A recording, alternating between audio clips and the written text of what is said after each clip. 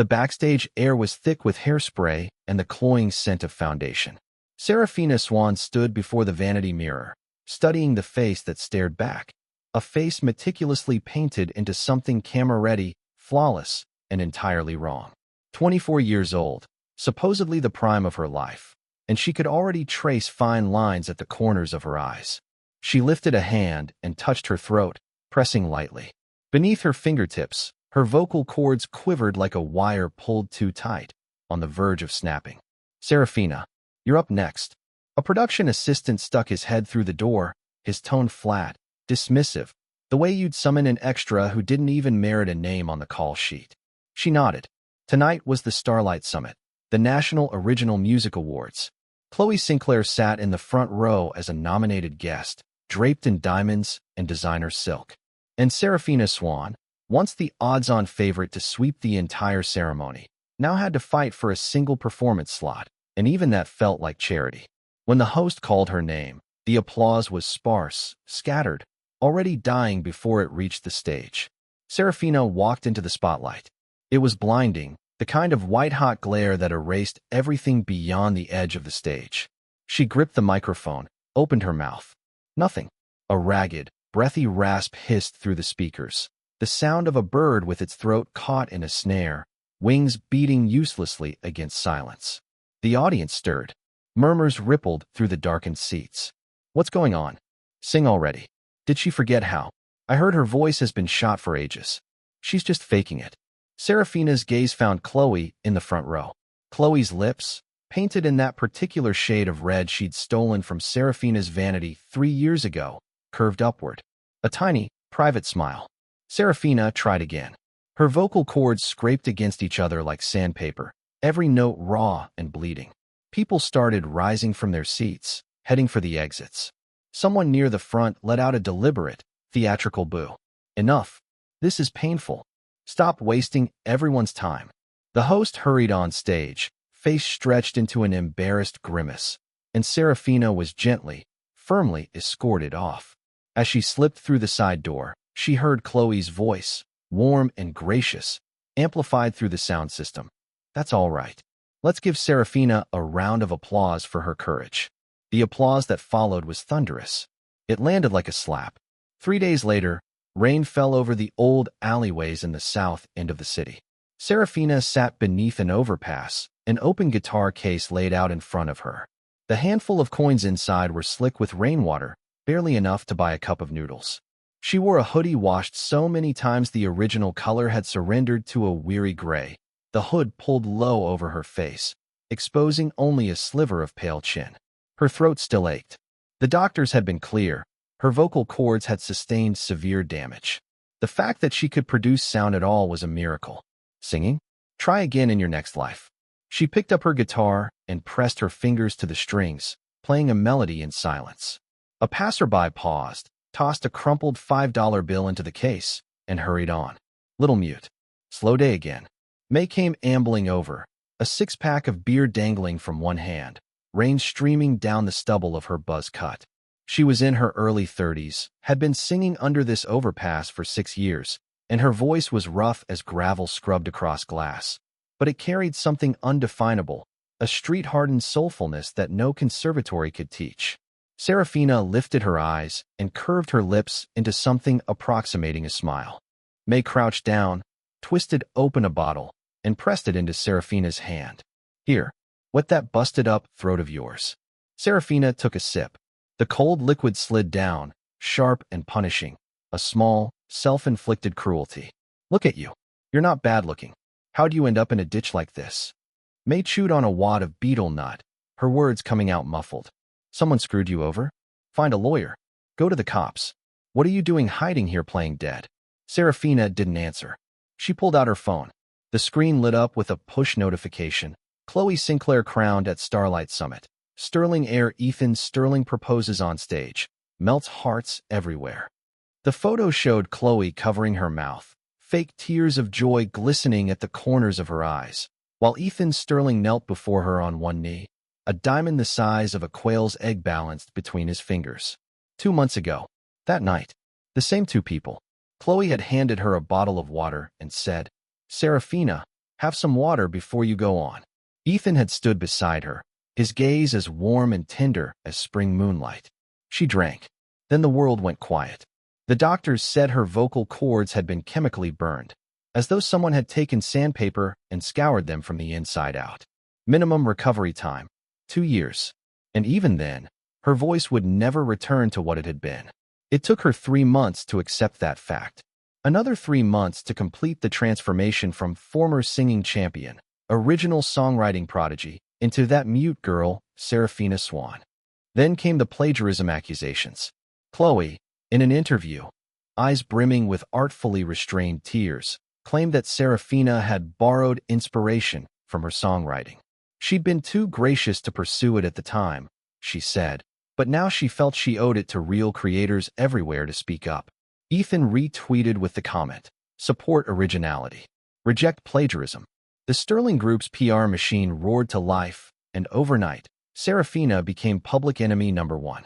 A $2.4 million breach of contract penalty hung over her head like a guillotine blade.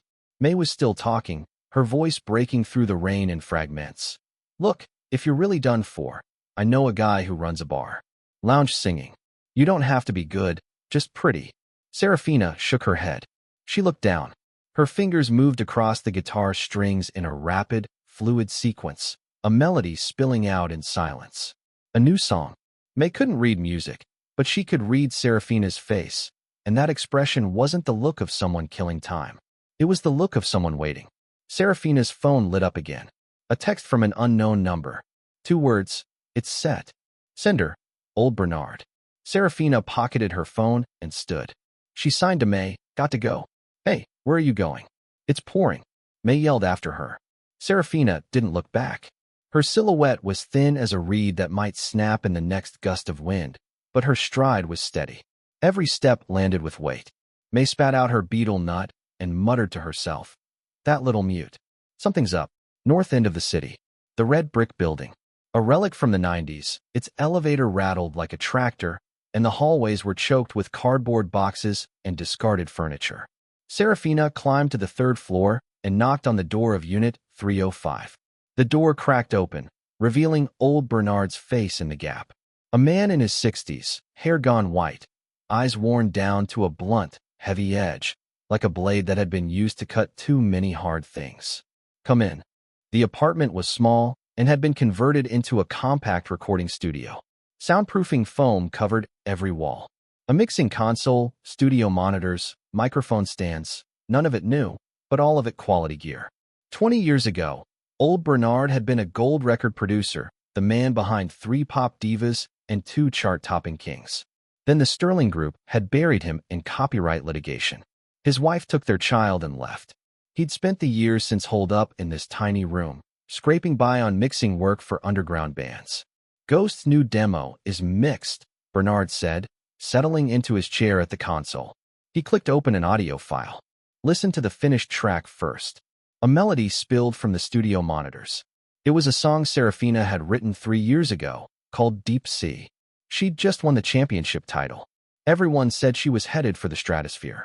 She sent the demo to a handful of producers. The feedback came back unanimous. "Too risky, the market won't accept it.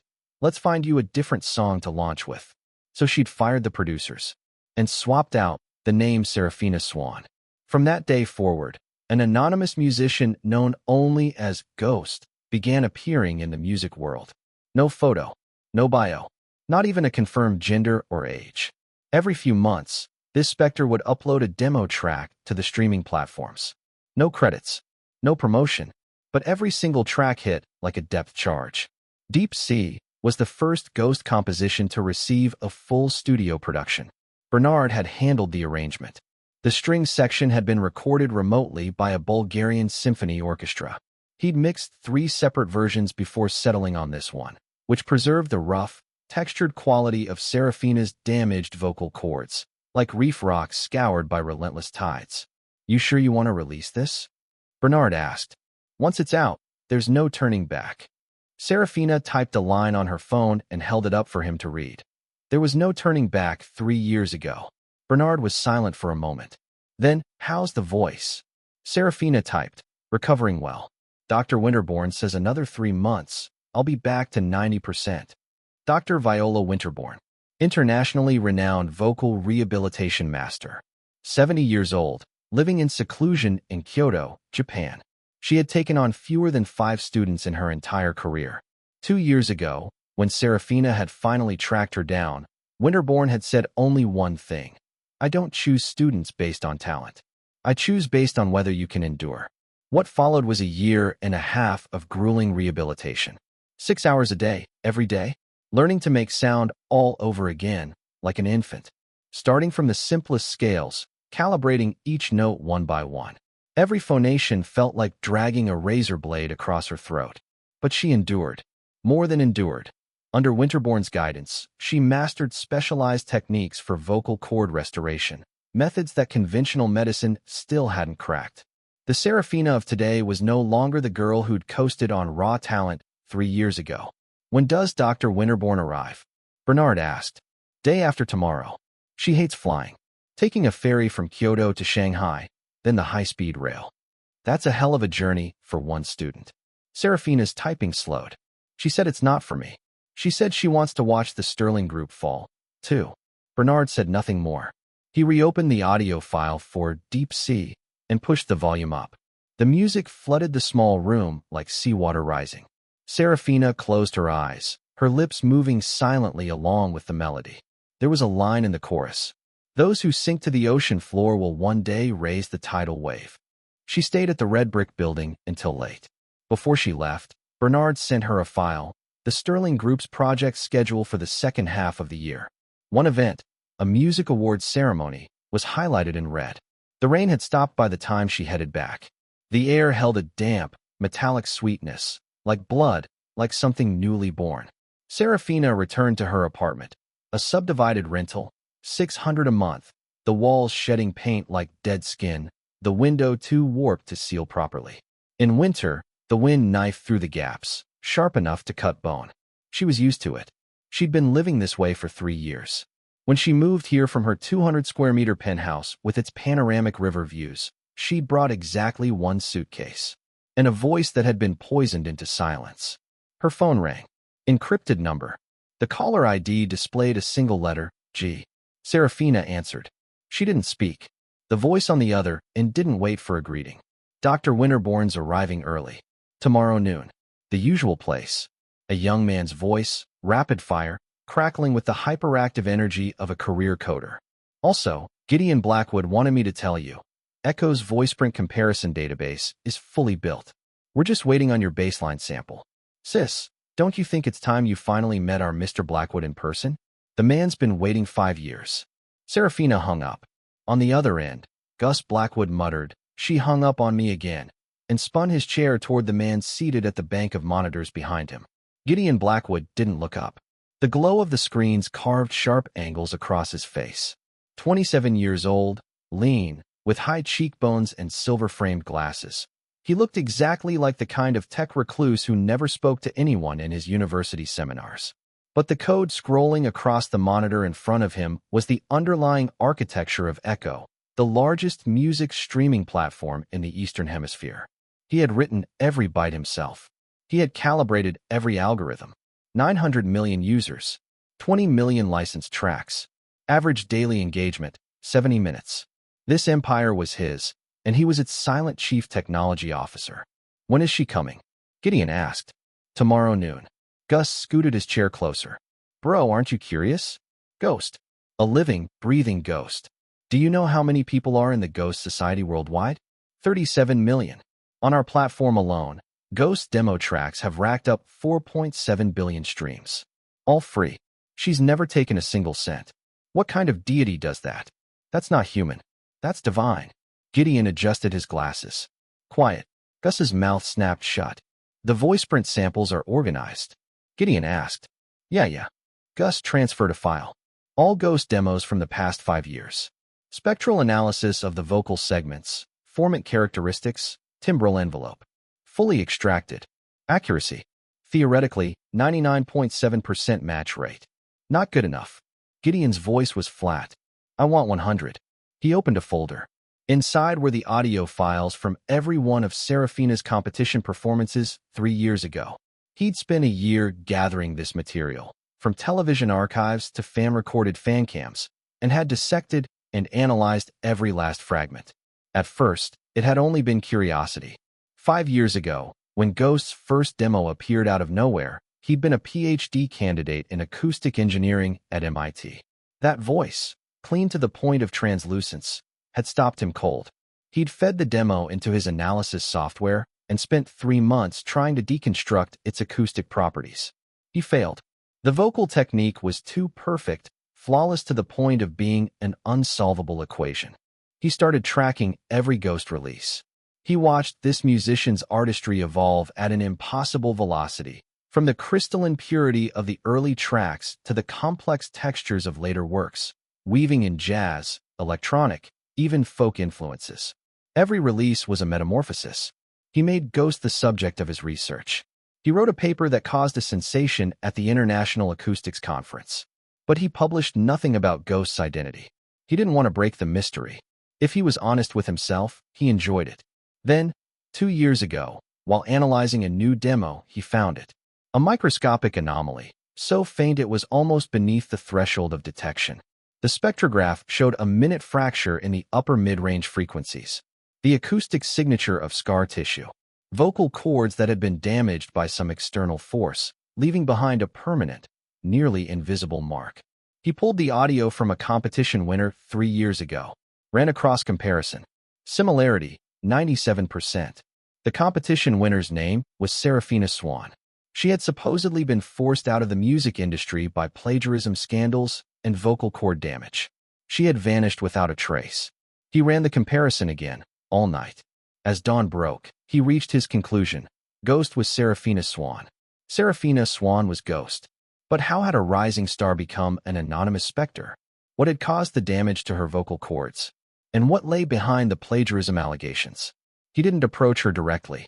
Instead, through layers of intermediaries, he had his brother Gus, posing as a rabid Ghost Society fan, make contact with old Bernard, the only producer Ghost had ever publicly acknowledged.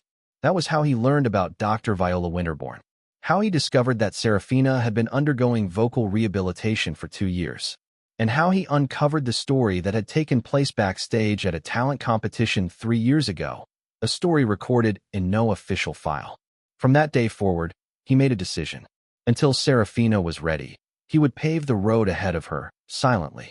Echo would give every Ghost upload top priority recommendation protection. Any account attempting to attack Ghost would be banned instantly.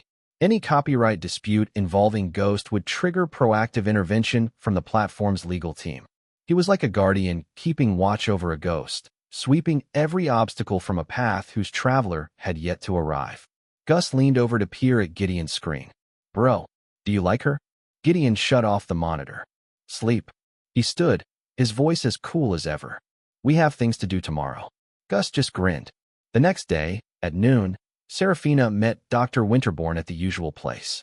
The usual place was an alley in the east end of the city, so obscure it didn't even have a street name. At the very end, tucked away like a secret, was a tea house. The owner was deaf and mute. The menu offered exactly 3 teas. The clientele never exceeded 2 tables at a time. Dr. Winterbourne sat by the window. 70 years old, with skin so smooth it seemed to defy biology, her white hair swept into an immaculate coil. She wore an indigo linen robe and looked like she had stepped out of a vintage Republic-era painting.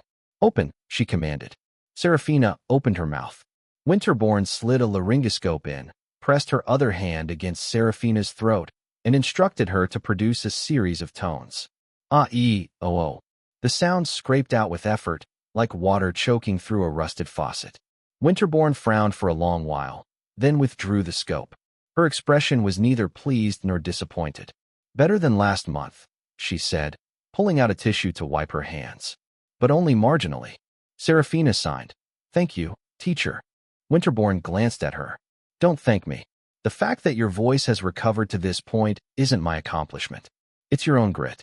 I've seen too many singers with vocal cord damage. Some had conditions 100 times better than yours. Not one of them could endure 2 years the way you have. So don't thank anyone else." The person you should thank is yourself. Serafina's hands paused midair, then slowly lowered. I came for 2 reasons. Winterbourne lifted her teacup and took a sip. First, your voice can begin full recovery in 1 month. But this final stage, you must cross it alone. My techniques can only bring you this far. The rest depends on your own understanding of sound. Second, she set the cup down and fixed Serafina with a steady gaze. I hear you're about to make your move. Serafina didn't deny it. Winterbourne sighed. I've had 5 students. You're the last. And the only one who came not seeking technique, but a weapon. I'm not going to ask what you're planning to do. But I will say this. Your voice is my work. Don't destroy it. Serafina typed. I won't. Winterbourne looked at those words. Then, unexpectedly, she smiled. The smile softened her sharp features, as though some long-held burden had been set down. Fine. Then I'll stay here and watch you finish this war. As Serafina left the tea house, a new message arrived on her phone. From Gus. A single line. Gideon wants to meet you. You choose the time and place. Serafina stared at the screen for a long moment. Then she typed her reply. Tonight, 8 o'clock. Red Brick Building, Unit 305. She regretted it the instant she sent it. But she didn't unsend. At 8 that evening, old Bernard had been strategically sent elsewhere. Serafina sat alone at the mixing console, staring at the studio monitors. She'd pulled up every Ghost demo from the past 5 years and was listening to them in sequence, from the earliest, Deep Sea, to the most recent, Eye of the Storm. Every track was a blade, and every blade was carved with 3 years of rage, endurance, and all the words she hadn't been able to speak.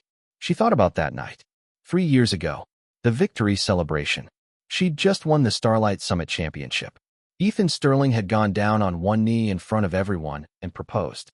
She'd cried so hard her makeup was wrecked. Chloe Sinclair had stood beside her, clapping furiously, her smile as bright as a sunflower. Then Chloe handed her a bottle of water and said, Serafina, have a drink before you go on. You're the star tonight. Can't have you losing your voice. She drank. The water had tasted slightly off, but she'd chalked it up to nerves dulling her taste buds. She hadn't thought anything of it. By the time she was due on stage, her throat had already started to tighten. She assumed it was fatigue from singing 5 songs back to back. She drank some hot water and walked into the lights. She tried to produce the first note. It felt like someone had driven a knife up through her throat from the inside. She collapsed on the stage, the microphone crashing down beside her with a shriek of feedback. The audience screamed. Someone shouted, "Call an ambulance." Someone else was recording. The flashbulbs stabbed into her eyes like needles. Ethan was the first one to reach her. He scooped her up and ran, his face a mask of frantic concern. In her dazed, half-conscious state, she'd thought, this man truly loves me. Later, she found out the hospital had been prearranged. The place Ethan carried her to wasn't the nearest emergency room. It was a private clinic owned by the Sterling Group. The medical report didn't list chemical burns. It listed vocal fatigue. The original blood test results were lost. The security footage was overwritten. The water bottle vanished as thoroughly as if it had never existed. When she woke in the hospital bed, her voice was gone. Chloe visited her once. She sat at the bedside, her eyes red-rimmed, holding Serafina's hand. Serafina, don't be scared. Whether you can sing again or not, I'll always be your best friend. A week later, the plagiarism accusations dropped. Chloe gave an interview, weeping with the delicate devastation of a crushed flower. Those melodies were things I wrote back in high school. I trusted her, so I shared them. I never imagined she'd use them to compete. I didn't want to say anything, but it's not fair to the other contestants. Ethan retweeted, support originality. Reject plagiarism. The Sterling Group's official account released a statement. We reserve the right to pursue all legal remedies against Ms. Serafina Swan. The brand endorsement cancellations came flying in like a blizzard. Total penalty fees, $2.4 million. She went to Ethan, hoping he would clear things up. Ethan leaned back on the sofa, legs crossed, wearing an expression she had never seen before. Serafina, your voice is wrecked. What's the point? I can help you figure out the money situation. But some things, you just have to learn to accept them. She looked at him as if seeing a stranger. Chloe is my fiancée now. Ethan stood and patted her on the shoulder the way you'd pat a pet you were about to discard. Be sensible about this. Maybe someday you can come back. If you're not sensible. He smiled. He didn't finish the sentence. Serafina didn't cry. She just felt cold, from the top of her head to the soles of her feet, as though someone had sealed her inside a freezer.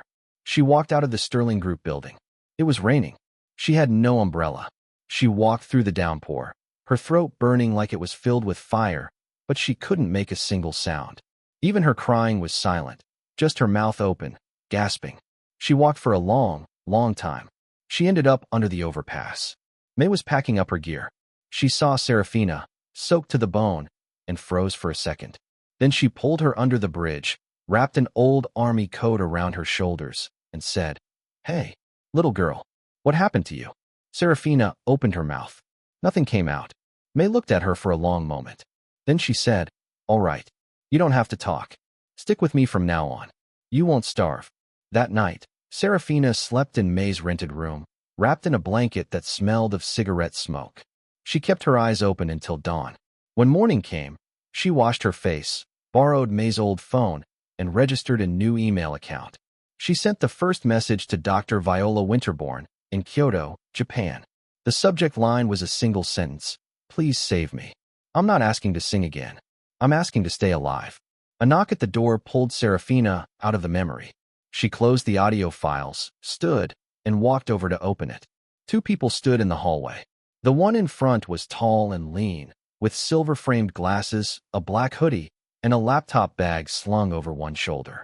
His expression was as cool and remote as a scientist dragged out of his lab. The one behind him was grinning, a backpack hanging off his shoulders, looking every inch the overexcited college kid. "Ms. Swan, I'm Gideon Blackwood." The tall man's voice matched his face, calm, direct, devoid of any extraneous emotion. "This is my assistant, Gus. Also my brother." "Serafina, you're real." Gus's head popped out from behind Gideon's shoulder, eyes practically emitting beams of light. "I've been a fan for 5 years. I've listened to every single Ghost demo. Well, I've never bought one, because you never sell them. They're all free. Why don't you ever charge for your music? Do you have any idea how much money you've lost?" Gideon glanced at him. Gus's mouth clamped shut. Serafina stepped aside to let them in. Gideon entered the apartment, his gaze sweeping the space like a laser scanner. The mixing console, the acoustic foam, the studio monitors, the handwritten score sheets Bernard had tacked to the wall, the stack of takeout containers in the corner. His eyes came to rest on the open project file on the console screen. The title read, "Reckoning." He looked away, settled into the chair at the console, and opened his laptop. He pulled out a tablet and handed it to Serafina. She took it. On the screen were 3 files. First, a complete VoicePrint database of all artists signed to the Sterling Group. 327 individuals, covering every recording produced over a 5-year span.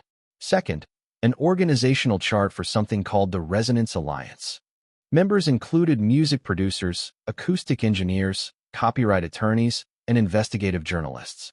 41 people in total. Beside every name was a single annotation: "Has suffered unjust treatment by the Sterling Group." Third, a VoicePrint comparison report. Serafina's hand stopped on the third file. The cover read, "VoicePrint comparison results. Sample A, unreleased Ghost demo, versus Sample B, Starlight Summit contestant Serafina Swan, 3 years prior." She flipped to the final page.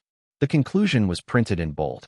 Spectral formant peaks, timbral envelope, laryngeal resonance cavity characteristics, articulatory habit deviations, comparison results across 4 indices, 100% match. Sample A and Sample B originate from the same individual. Signed below, Dr. Gideon Blackwood, Ph.D., Acoustic Engineering, MIT. Chief Technology Officer, Echo Platform. Serafina lifted her head and looked at Gideon. "I completed this comparison a year ago," Gideon said. "In the years since, I've erased every data trace that could lead back to your identity. Search engines, social media platforms, music databases, even the VoicePrint trading markets on the dark web. Anyone attempting to identify Ghost through technical means will trigger a reverse tracking program I've embedded." He spoke like he was reading from a technical document, every word sharp and unambiguous. At the same time, The Resonance Alliance has spent the last 18 months gathering comprehensive evidence of the Sterling Group's involvement in copyright fraud, contract traps, and commercial bribery. The total amount involved exceeds $600 million. In the case of your poisoning 3 years ago, we've located the key witness. Before the original lab report on that water bottle was destroyed by the private clinic, an electronic copy was secretly preserved. He paused. For the first time, he looked directly into Serafina's eyes. Miss Swan, I'm not here today to tell you I know who you are. We both already know that. He paused. I'm here to tell you that this war you're about to fight, you're not fighting it alone. The room was silent for a few beats. Serafina lowered her head. Her fingers moved across her phone screen, and she held it out for him to read. Then what do you want? Gideon looked at the words. Then, unexpectedly, he smiled. The smile was faint, barely a twitch at the corner of his mouth, but it was unmistakably there. I want an answer, he said. One I've spent 5 years trying to solve and never could. Serafina watched him, waiting. Every one of Ghost's demos. I can replicate it perfectly on an acoustic level. Frequency, amplitude, harmonic structure, reverb parameters. I can get it accurate to 6 decimal places. He paused. But there's one thing I've never been able to reproduce. That quality in your voice. The feeling of someone who's been submerged, who's drowned, and then surfaced again. So I want to ask you, he met her eyes. How did you do it? Serafina didn't answer. She walked over to the microphone, switched on the recording channel, and took a deep breath. Then she opened her mouth and sang a single phrase. Just one. No lyrics. No melody. A minimalist hum that rose from somewhere deep in her throat. The sound carried the rough, textured grain of her vocal cord injury. But the roughness wasn't a flaw. It was a force, like the patterns water carves into stone over centuries. It didn't have the glassy perfection of an undamaged voice. But every imperfection held a story. When the studio monitors played the phrase back, Gus broke out in goosebumps from head to toe. Gideon said nothing. He sat with his eyes closed, as though he were dissecting every frequency in that sound. After a long silence, he opened his eyes, removed his glasses, wiped them, and put them back on. I understand now. Just 4 words. But his tone had shifted. No longer the clinical, almost ruthless detachment of a technician. It was the voice of someone who had finally solved an equation that had haunted him for years, carrying a strange blend of exhaustion and quiet satisfaction. He stood and walked over to Serafina. Next week, the Sterling Group is holding a gala to launch Chloe's new album, he said. They're calling it the most significant original work of the year. The exclusive premiere is signed with our competitor's platform. But if, hypothetically, on the same day as that gala, a new Ghost demo were to suddenly be pushed to the top of every trending chart across every platform. Serafina's eyes lit up. Echo is willing to be the force behind that push, Gideon continued. Not just a recommendation slot. Full platform deployment, splash screens on every terminal, homepage pinned banner, custom curated feature, smart recommendation algorithm waiting. I can make the entire world know one thing on the same day. He paused. Ghost has returned. Gus was practically vibrating with excitement. Serafina, would you consider an exclusive deal with our platform? Name your terms. Gideon's the boss, whatever you want. Gideon cut him off. No deal. No terms. Ghost stays free. Forever. Echo is just offering a stage. Whether you step onto it, when you step onto it, what you sing once you're there, you decide all of it. He tucked away his tablet and transferred the electronic versions of all 3 files to Serafina. The Resonance Alliance member list and contact information are in there too, he said. When you're ready to move, say the word. Then he turned and headed for the door. At the threshold, he stopped. One more thing. He glanced back. His voice had returned to its usual cool register, but the ghost of that earlier smile hadn't quite faded. My VoicePrint comparison report states 100%, but there's one metric I never included in the formal analysis. Serafina looked at him. The emotional index, Gideon said. There's something in your voice that other singers could spend a lifetime grinding and never produce. It's not technique. It's the road you walked. You were destroyed once, and you picked up every piece of yourself and put them back together. That sound, no algorithm can replicate it. He adjusted his glasses. So keep singing. The door closed. Serafina stood there, staring at the shut door. Then, Unexpectedly, she smiled. She picked up her phone and sent May a message. I need your help with something. May's reply was instant. Whoa, Little Mute finally opened her mouth. Serafina typed. Next week. The Starlight Summit Gala. Help me gather 30 street musicians. Tell them to wait for me under the overpass. 30? What are you planning? A concert. May sent back a string of question marks. Serafina didn't explain. She turned off her phone, sat back down at the mixing console, and opened the project file for Reckoning. She had written the lyrics and music during her rehabilitation. Every note felt like something carved out of her own bone marrow. She'd rewritten the chorus countless times. The final version held just 4 lines. You gave me poison that stole my voice. I planted a vendetta that took root. You plucked the flower from my throat. I grew a tree of thorns. You said sink down and don't rise again. But at the bottom of the deep sea, I've lit every lamp.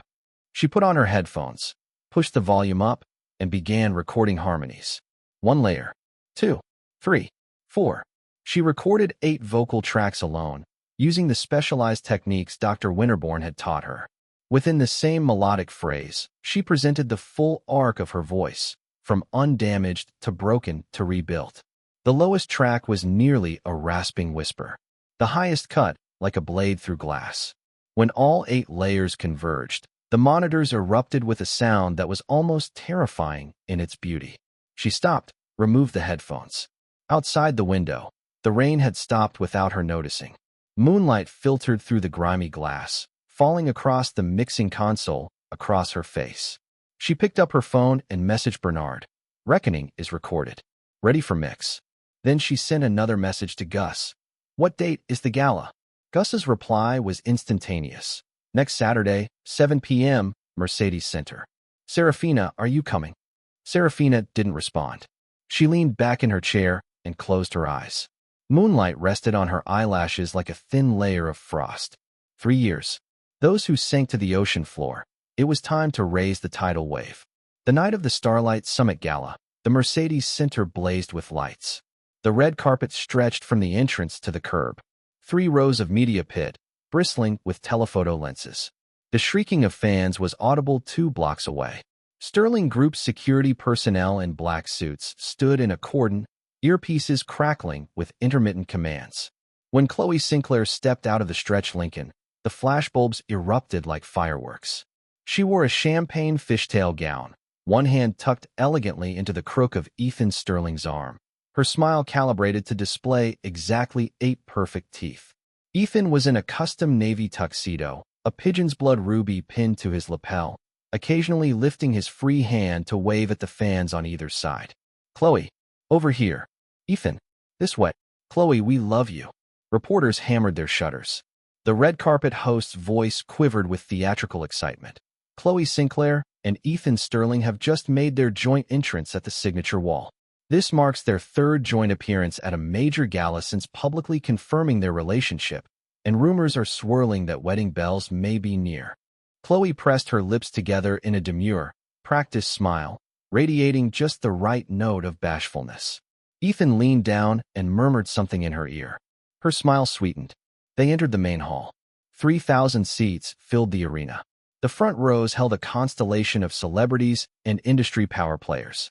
Behind them, the media section and fan zones. Tucked into the very back row, a handful of security guards in fluorescent vests. Chloe's seat was front row center, directly beside Victor Sterling, chairman of the Sterling Group. Victor was deep in conversation with a Cultural Bureau official. When he saw her approach, he gave a small nod. Father. Ethan spoke first. Victor's gaze rested on his son's face for a beat, then shifted to Chloe. Perform well tonight. The board is watching the debut numbers on the new album. Chloe nodded obediently. Don't worry, Uncle Victor. Everything's ready. Once seated, she tilted her head slightly, letting her gaze sweep across the venue. The lights hadn't fully dimmed yet. She could see the familiar faces in the crowd, record label executives, music producers, media editors-in-chief. The same faces who'd sat in this same room 3 years ago, watching someone else stand on the victory podium. She pulled her gaze back. The curve of her lips deepened, almost imperceptibly. The music swelled. The lights plunged. A spotlight pinned the host center stage. The ceremony began. Opening act. medley from breakout artists, best new artist, best lyrics, best arrangement. The program unspooled with mechanical precision. At every nomination, Chloe maintained her gracious smile and a carefully measured expression of hopeful anticipation, even though she already knew the outcome of every category. Finally, the climax. And now, the award you've all been waiting for. The host milked the pause. Best Original Female Artist. Please welcome our presenter, Chairman of the Sterling Group, Mr. Victor Sterling. Applause thundered. Victor Sterling walked on stage, his suit immaculate, his silver hair swept back with precision. He was in his early 60s, but looked a decade younger. He stood at the microphone and opened the envelope with unhurried deliberation. The winner of this year's Best Original Female Artist is... He swept his gaze across the room, a complacent smile settling on his lips. Chloe Sinclair. The spotlight snapped onto Chloe with practiced precision. She pressed both hands over her mouth, her eyes going theatrically wide. She held the "I can't believe it" expression for exactly 3 seconds, then rose, embraced Ethan beside her, and turned to wave at the cheering crowd. Congratulations to Chloe. This marks her 3rd consecutive year. The host's voice abruptly died, because every screen in the venue, every single one, had just gone black. The murmuring in the crowd ignited like a string of firecrackers. Staff members scrambled, barking into their headsets. The lighting technician frantically cycled through the control program. But every screen in the Mercedes Center, the main stage screen, the side panels, the monitors in the VIP boxes, even the directional displays in the corridors, had all, in the same instant, turned to pure black. Then, white text appeared. No animation, no ornamentation, just the simplest possible white characters against the most absolute black background. She's back. The words held for 5 seconds, then faded. The screen stayed black for another 3 seconds. People began to whisper, "Hacked, it's a hack," and started to shift in their seats. Then the sound came. From every one of the 300 line array speakers in the arena. Not music, not a song, a recording, a girl's voice. Tearful, scratched with static interference. But every syllable was clear as a blade carving into bone. "Ethan, the doctor says my vocal cords are permanently damaged. I can't sing anymore. Please, can you help me? Help me find the best lawyer." Then Ethan's voice. Cold, utterly detached. A different person from the man who'd proposed on stage. "Serafina, stop this. The plagiarism story can't be contained anymore. If you keep fighting, it's bad for everyone." The recording continued. "Tell me the truth. What was in that bottle of water?" "What water? I don't know what you're talking about. Your voice always had problems." "The doctor said so." "Vocal fatigue. That doctor was arranged by you." "Enough." Ethan's voice spiked. "You're in no state to discuss anything right now. Here's what's going to happen. You're going to rest. Once you've calmed down, Chloe will come visit you." The recording cut off with a shriek of electrical noise. The arena was deathly silent. But this was only the beginning. The screens lit again. This time, they displayed a screenshot of a chat conversation. The timestamps were from the summer 3 years ago. The avatars belonged to Chloe Sinclair and someone saved as Sis Shwe, Serafina's former manager, Lila Shwe. Chloe, her original song got an insane crowd reaction today. If this keeps up, she's taking the championship for sure. Lila Shwe, already in motion. Chloe when? Lila Shwe, 1 week before finals. The music gala. Details in person. Chloe good. Remember, nothing can go wrong. The screenshot held for 10 seconds, then shifted to the next image. A Word document. The title, Serafina Swan Crisis Management Execution Plan. The document properties listed the last saved by name, Victor Sterling. Sections of the plan were highlighted. Step 1. Leak proof of plagiarism through anonymous accounts. Step 2. Deploy partner media for follow-up coverage. Step 3. Have Chloe Sinclair personally respond, establishing the victim narrative. Step 4. Terminate contracts and pursue penalty fees, completely severing her financial lifeline. The air in the arena felt vacuumed out. No one spoke. No one moved. Everyone was pinned to their seats. Chloe was still standing, the spotlight still fixed on her. The remnants of her smile were frozen on her face, but it was no longer a smile. It was a mask seized mid-transformation, the muscles beneath it paralyzed. Victor Sterling stood on stage, the award envelope still in his hand. His complexion cycled through red to white to a sickly iron gray. Ethan surged out of his seat.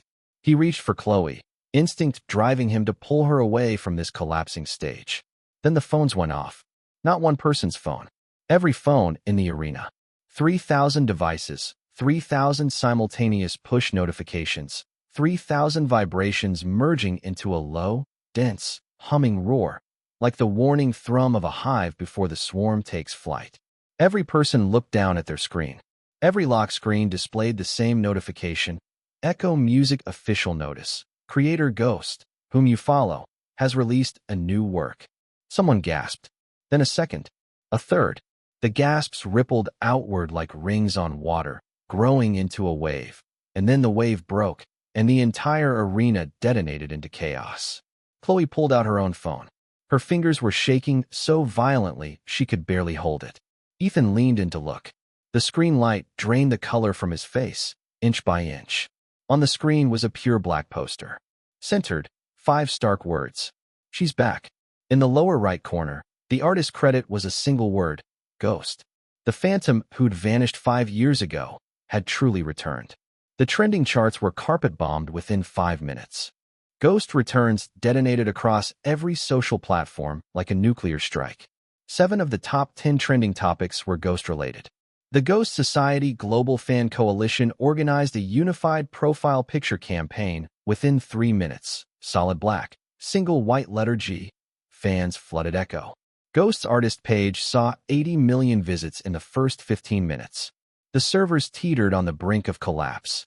Gideon Blackwood personally sat in the tech command center to keep them from crashing.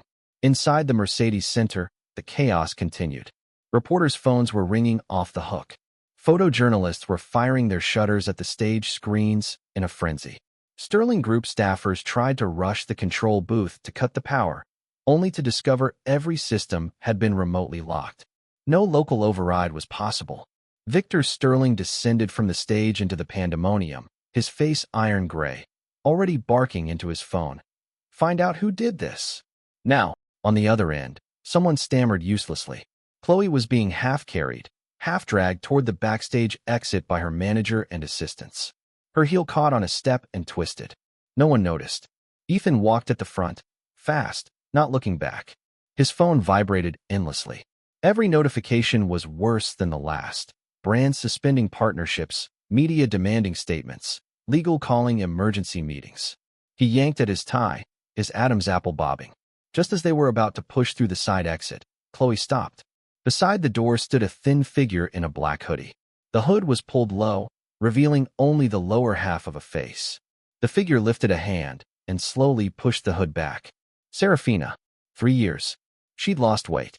Her jaw was sharper than before, but her eyes were brighter, burnished like a blade that had been tempered and retempered. She stood quiet and still beneath the emergency lights of the security corridor, the harsh illumination carving her face into planes of light and shadow. Every last drop of color drained from Chloe's face. Her voice shook. How are you here? Serafina didn't speak. She simply looked at Chloe. The corner of her mouth lifted, not a smile, but the quiet, knowing expression of a hunter watching prey step finally into the trap. Then she lifted her hand and made a gesture. She extended her index finger and pressed it gently to her own lips. Everyone understood that gesture. Quiet. Stop talking. Shut up. 3 years ago, when they were still best friends, Serafina used to do it whenever Chloe rambled on too long, with warmth, with indulgence. This was different. Same gesture, same curve of the lips. No warmth at all in the eyes. Ethan lunged forward, reaching for her arm. Serafina, listen, let me explain. She sidestepped, evading his hand so swiftly he didn't even brush her sleeve. 2 security personnel in black suits stepped in from both sides, blocking him. Ethan's gaze dropped to the insignia on their lapels, and his pupils contracted. Not Sterling Group. Echo's security team. Ms. Swan. One guard inclined his head. The car is waiting at the back. Serafina nodded. She pulled her hood back up and turned to leave. Her footsteps receded down the corridor. From start to finish, she didn't utter a single word. Chloe watched that silhouette vanish around the corner. Her legs gave out. She sat down hard on the floor. Her assistant scrambled to help her up.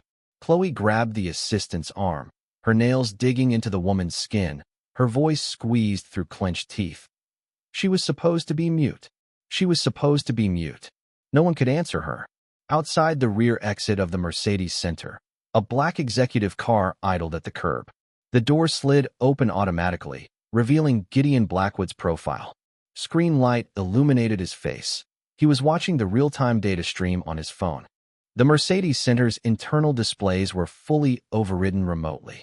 The live broadcast feed as well. He turned his phone screen toward Serafina. It showed a steep red upward curve. Current global real-time viewership, 46 million. Serafina slid into the car and leaned back against the seat, exhaling a long breath. First phase. Good opening, Gideon said.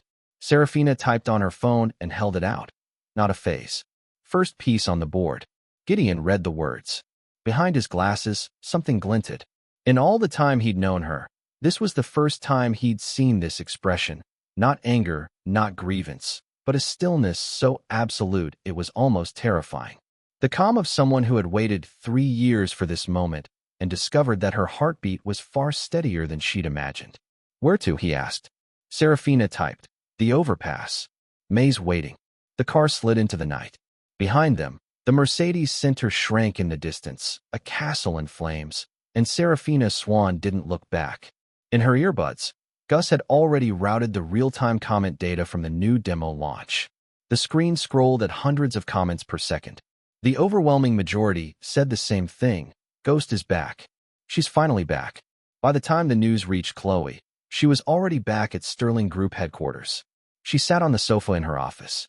The flawless makeup was smeared with sweat, her foundation caking into pale lines along her nasolabial folds.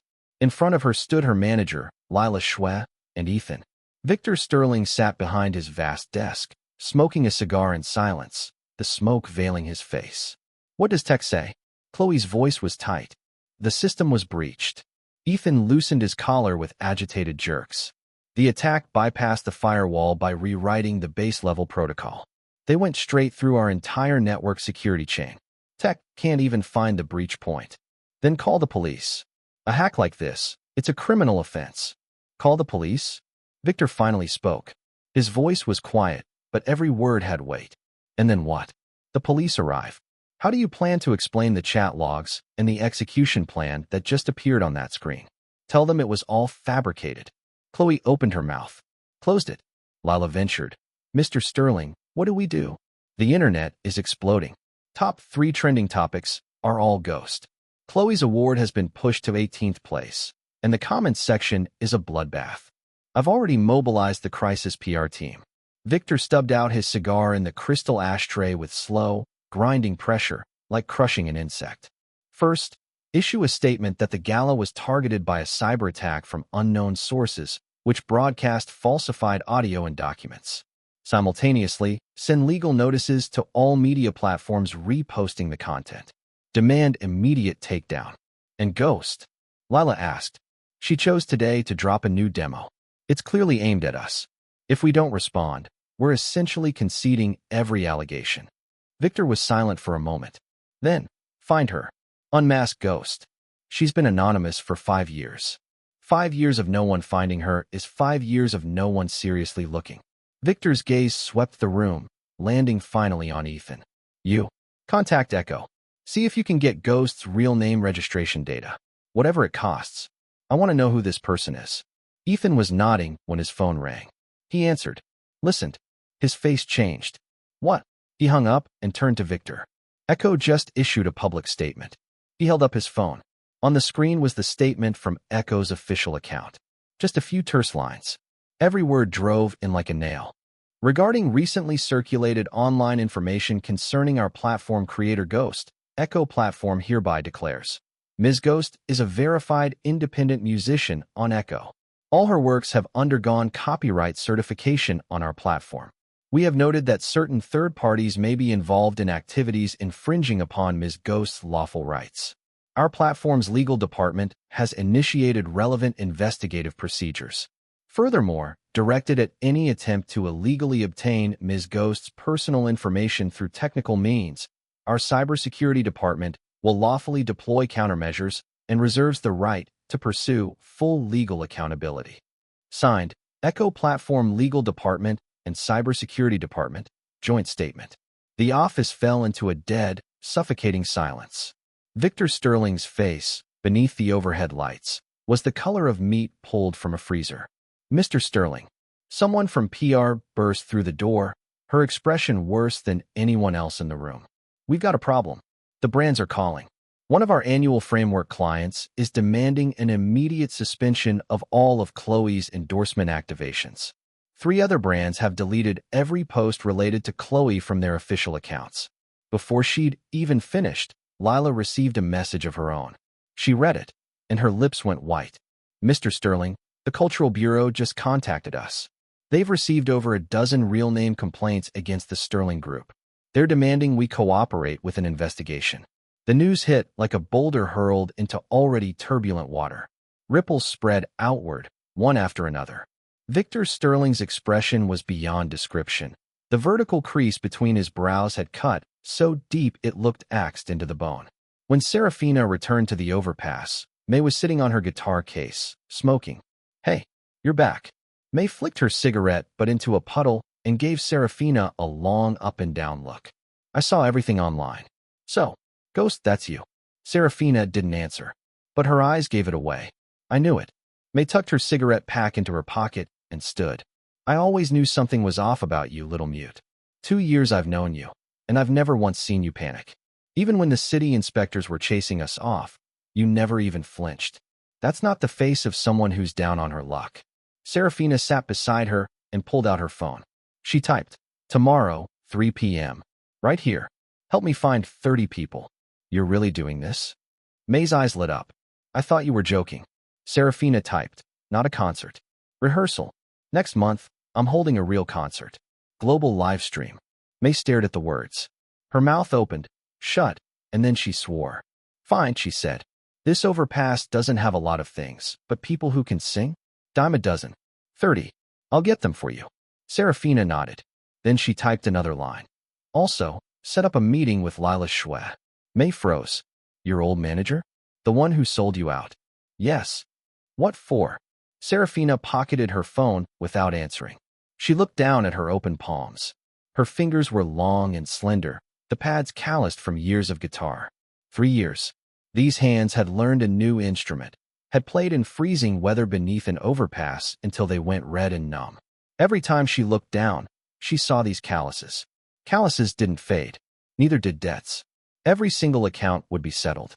The next afternoon, at 2:45 p.m., in a nondescript chain cafe on the east side of the city, Lila Shwe sat at a window table, compulsively checking her phone, her fingers twisting the strap of her handbag. She didn't know why Serafina had asked to meet. She hadn't seen her since that summer 3 years ago. She'd heard Serafina's voice was destroyed. She'd heard she was buried under debt. She'd heard she was living in a subdivided slum on the outskirts of the city. She'd never once reached out. Not because she didn't want to, because she was afraid. At 2:53 p.m., the cafe door swung open. Serafina walked in. She wore an ordinary gray sweater and jeans, her hair pulled back in a casual ponytail, no makeup. She looked like any other girl on the street. But the moment she stepped through the door, Lila's hand jerked, knocking over her coffee cup.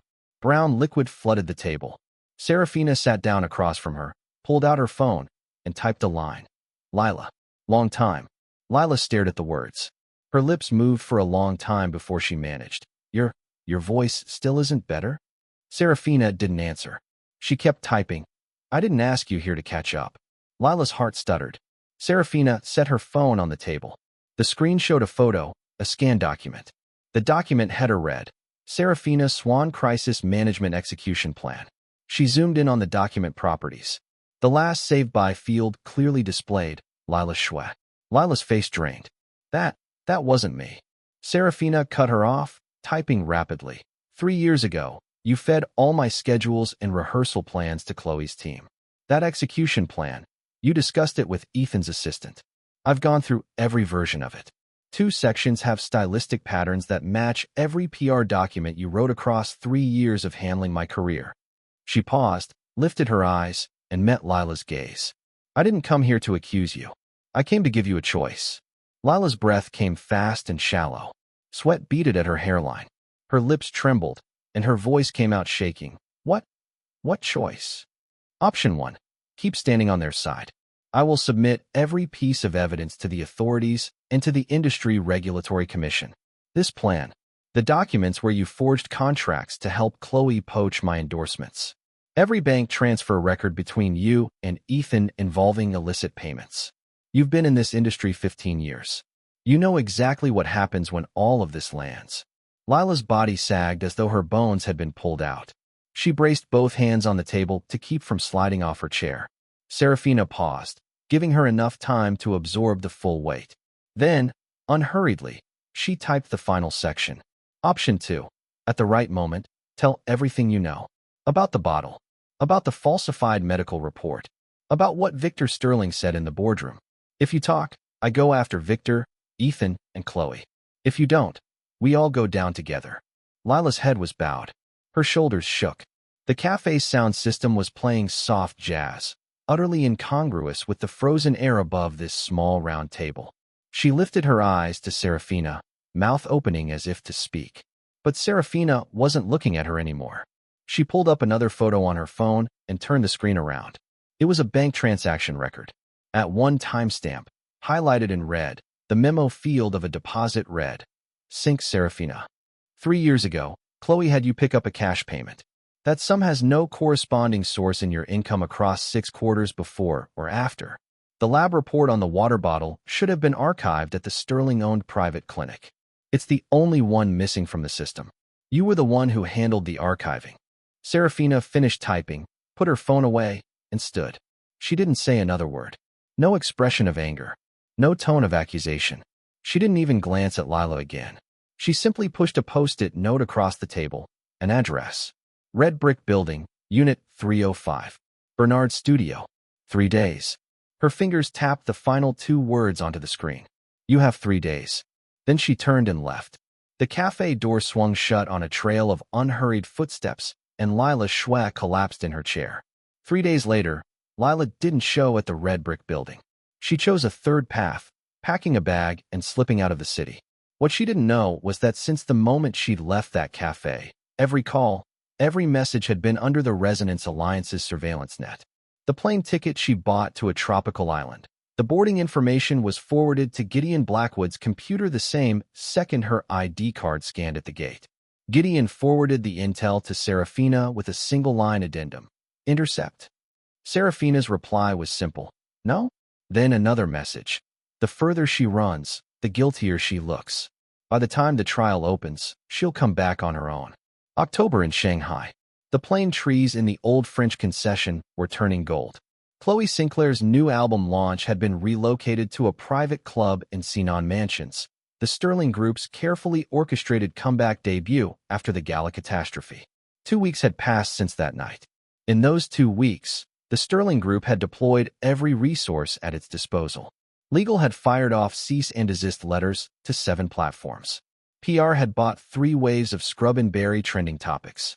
Paid troll armies flooded every channel with the audio was fabricated, Ghost is a clout-chasing hoax. Beneath the barrage of information noise, a segment of the public had indeed started wavering. Chloe's diehard fanbase held firm. The overwhelming consensus splintered into polarized camps. This event was the counteroffensive's opening salvo, personally greenlit by Victor Sterling. The scale was deliberately restrained. 80 guests, strictly vetted media partners, and reputable critics. No one who might disrupt with ulterior motives. Chloe wore a white blazer dress. Her hair swept up to expose the graceful line of her neck. She looked polished and fragile, a white flower battered by storms, but still blooming defiantly. The styling team had worked 3 hours to achieve this effect. First, I want to thank everyone for being here today. Her voice was soft, with a carefully controlled tremor. These past 2 weeks have been the most difficult of my life. I've seen the accusations circulating online, against me, against the Sterling Group. And here, before all of you, I want to state, unequivocally, those so-called chat logs, those audio files, all of it is fabricated. She paused. Her eyes reddened with perfect timing. I don't know who is behind this, But I want to say to that person, if you have grievances, you can come to me directly. Don't hurt innocent people. Don't hurt this industry. A murmur of approval rippled through the room. Pre-briefed reporters began raising their hands, asking softball questions. Chloe, how are you staying positive? What was the creative inspiration for the new album? Have you and Ethan set a wedding date? Chloe answered each one. Every response was seamless. About 30 minutes in, the floor opened for general Q&A. A male journalist in the third row, left side, raised his hand. Black-framed glasses. Early 30s. His press badge read, New Audio Era Weekly. Miss Sinclair, I'm with New Audio Era Weekly. He rose, his tone perfectly level. I'd like to ask, prior to the official release of your new album, anonymous demos of 3 tracks were already circulating online. The most widely known is the song Deep Sea. What's your response to this? Chloe's smile froze for a fraction of a second, then recovered. I'm not sure what anonymous demos you're referring to. Every lyric and melody on this album is my own original creation, properly copyrighted. If unauthorized distribution has occurred, Sterling Legal will pursue the matter. You're not aware of them? The journalist glanced down at his phone. This morning, Echo Platform released a VoicePrint comparison report confirming that 3 songs on your new album, including Deep Sea, are a perfect VoicePrint match with demos previously released by Ghost. Not similar. Identical. 100% match. Silence seized the room for 1 full second. Then the noise detonated. Chloe gripped the microphone, her voice spiking. What proof do you have to make baseless accusations like that? I've never heard any demo of this song. I wrote it half a year ago. I locked myself in my apartment and pulled an all-nighter to finish it. My manager, my production team, they can all attest to that. Then would you mind if we play a comparison audio clip right now? The journalist's tone remained unhurried. Please leave. Chloe's voice went cold. She shot a look at security. This is an album launch, not a gossip forum. My creative process doesn't need to be validated through cheap theatrics like this. Security guards moved swiftly toward the journalist, reaching for his press badge. He didn't resist. He simply stood, and before leaving, he turned back and said, The comparison audio has been uploaded to Echo. Everyone in this room can take out their phones and listen right now. He left, but every person in that room pulled out their phone. Chloe stood on the stage, staring down at the sea of lowered heads. Above those heads, the air shimmered with a thin blue glow, the light of phone screens. No one spoke. Everyone was listening to the same audio clip through their earbuds. She saw a female journalist in the front row, eyebrows climbing higher and higher. She saw a music critic off to the side remove his glasses and polish them, over and over. Then someone gasped. Then a second, a third. The room boiled over, unstoppable. A senior critic in the front row raised his head, adjusted his reading glasses, and looked at Chloe with an expression of grim recognition. Miss Sinclair, I've listened to the comparison clip. The phrase segmentation, the chord progressions, the microtonal ornamentation in the chorus, even the placement of the breaths. Identical. If this is a coincidence, the probability is lower than me getting struck by lightning tomorrow. His voice wasn't loud, but in the stunned silence, every word landed with piercing clarity. The room erupted. Reporters hammered at their laptops. Shutter clicks fell like hailstones on glass. Chloe stood on stage, mouth open, trying to speak, and no words came. The white of her blazer dress, beneath the stage lights, made her face look even whiter. Within half an hour, Gideon Blackwood received a phone call. The caller ID displayed a name that gave him a flicker of surprise. Victor Sterling. Mr. Blackwood. Victor's voice was well-controlled. Unctuous, but not fawning. It's been a while. Mr. Sterling. Gideon's tone was as flat as ever. I won't beat around the bush, Victor said. This person, Ghost. We want to investigate her identity. Your technical permissions at Echo are the highest in the system. You should be able to access the underlying data for real name verification. Name your price. 2 seconds of silence on this end. Then Gideon Blackwood said something that sent Victor Sterling's blood pressure through the roof. Mr. Sterling, there's a detail you might not be aware of. Echo's VoicePrint comparison system. I wrote it personally. Victor didn't respond. 3 years ago, I ran a comparison. Ghost and a female singer who was smeared for plagiarism by an artist under your label. VoicePrint similarity, 100%. Victor's breathing thickened. "So, Mr. Sterling, do you really think I'm going to hand you her identity?" Gideon's voice was utterly devoid of emotion, but every word was a scalpel. "One more thing. The copyright renewals for your entire artist roster's catalog on our platform have been temporarily suspended. Not targeted at you specifically. Standard compliance review regarding copyright infringement." The line went dead. Victor Sterling's knuckles went white around his phone. When Serafina walked into Echo's headquarters, no one noticed her. She wore a dark blue hoodie with no logo, carried a canvas tote, and had on a pair of washed-out sneakers. She looked like an intern coming in for an interview. In fact, the name she'd registered at the front desk was Tech Intern. It was Gideon's arrangement. "The subdivided rental you're in now is too easy to trace. The company has spare apartments. You can move into one." That was what he'd said on the phone. Serafina had asked, "Gus put you up to this, didn't he?" Gideon hadn't defended himself, just glared at his brother, who was snickering in the corner, after hanging up. Serafina was assigned a peripheral workstation in the tech department, tasked with organizing historical audio data. No one paid her any attention. Her supervisor was a 35-year-old programmer named Howard, whose glasses were thicker than beer bottle bottoms and who never looked away from his screen when he spoke. "Run a spectral analysis on the last 3 years of Ghost material against every copyright infringement flag track on the platform. Screen for similarity above 60%. Serafina nodded and typed, "Understood." Howard glanced at her and muttered, "Intern quality keeps going downhill," before turning away. Serafina wasn't offended. She put on her headphones, opened the spectral analysis software, and started working. The track playing in her ears was Ghost's Deep Sea, and the first entry on the suspected infringement list she was supposed to screen was the title track of Chloe Sinclair's new album. The corner of her mouth ticked upward. On the third afternoon, Howard came over holding a printed screening report, his brows furrowed so hard they could have cracked a walnut. "This in turn is kind of freakish. Spectral screening accuracy at 100%. She even flagged the edge case samples Gideon personally calibrated." A colleague leaned over to look. "Maybe she's done audio analysis before? Her resume says music education background." Howard shrugged. "Whatever, as long as she gets results." During afternoon tea break, Serafina sat in the corner of the break room eating a sandwich she'd brought from home. 2 full-time engineers walked in with their coffees, chatting without lowering their voices. "Did you hear? Gideon brought a VoicePrint comparison report to some kind of internal review meeting today." "What VoicePrint comparison?" "Something about Ghost's VoicePrint versus an anonymous sample. I heard the similarity is 100%. Serafina's bite of sandwich paused. She stood, picked up her water glass, and walked out of the break room.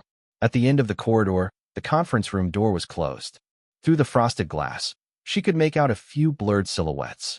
She recognized Gideon's frame, seated at one end of the long table.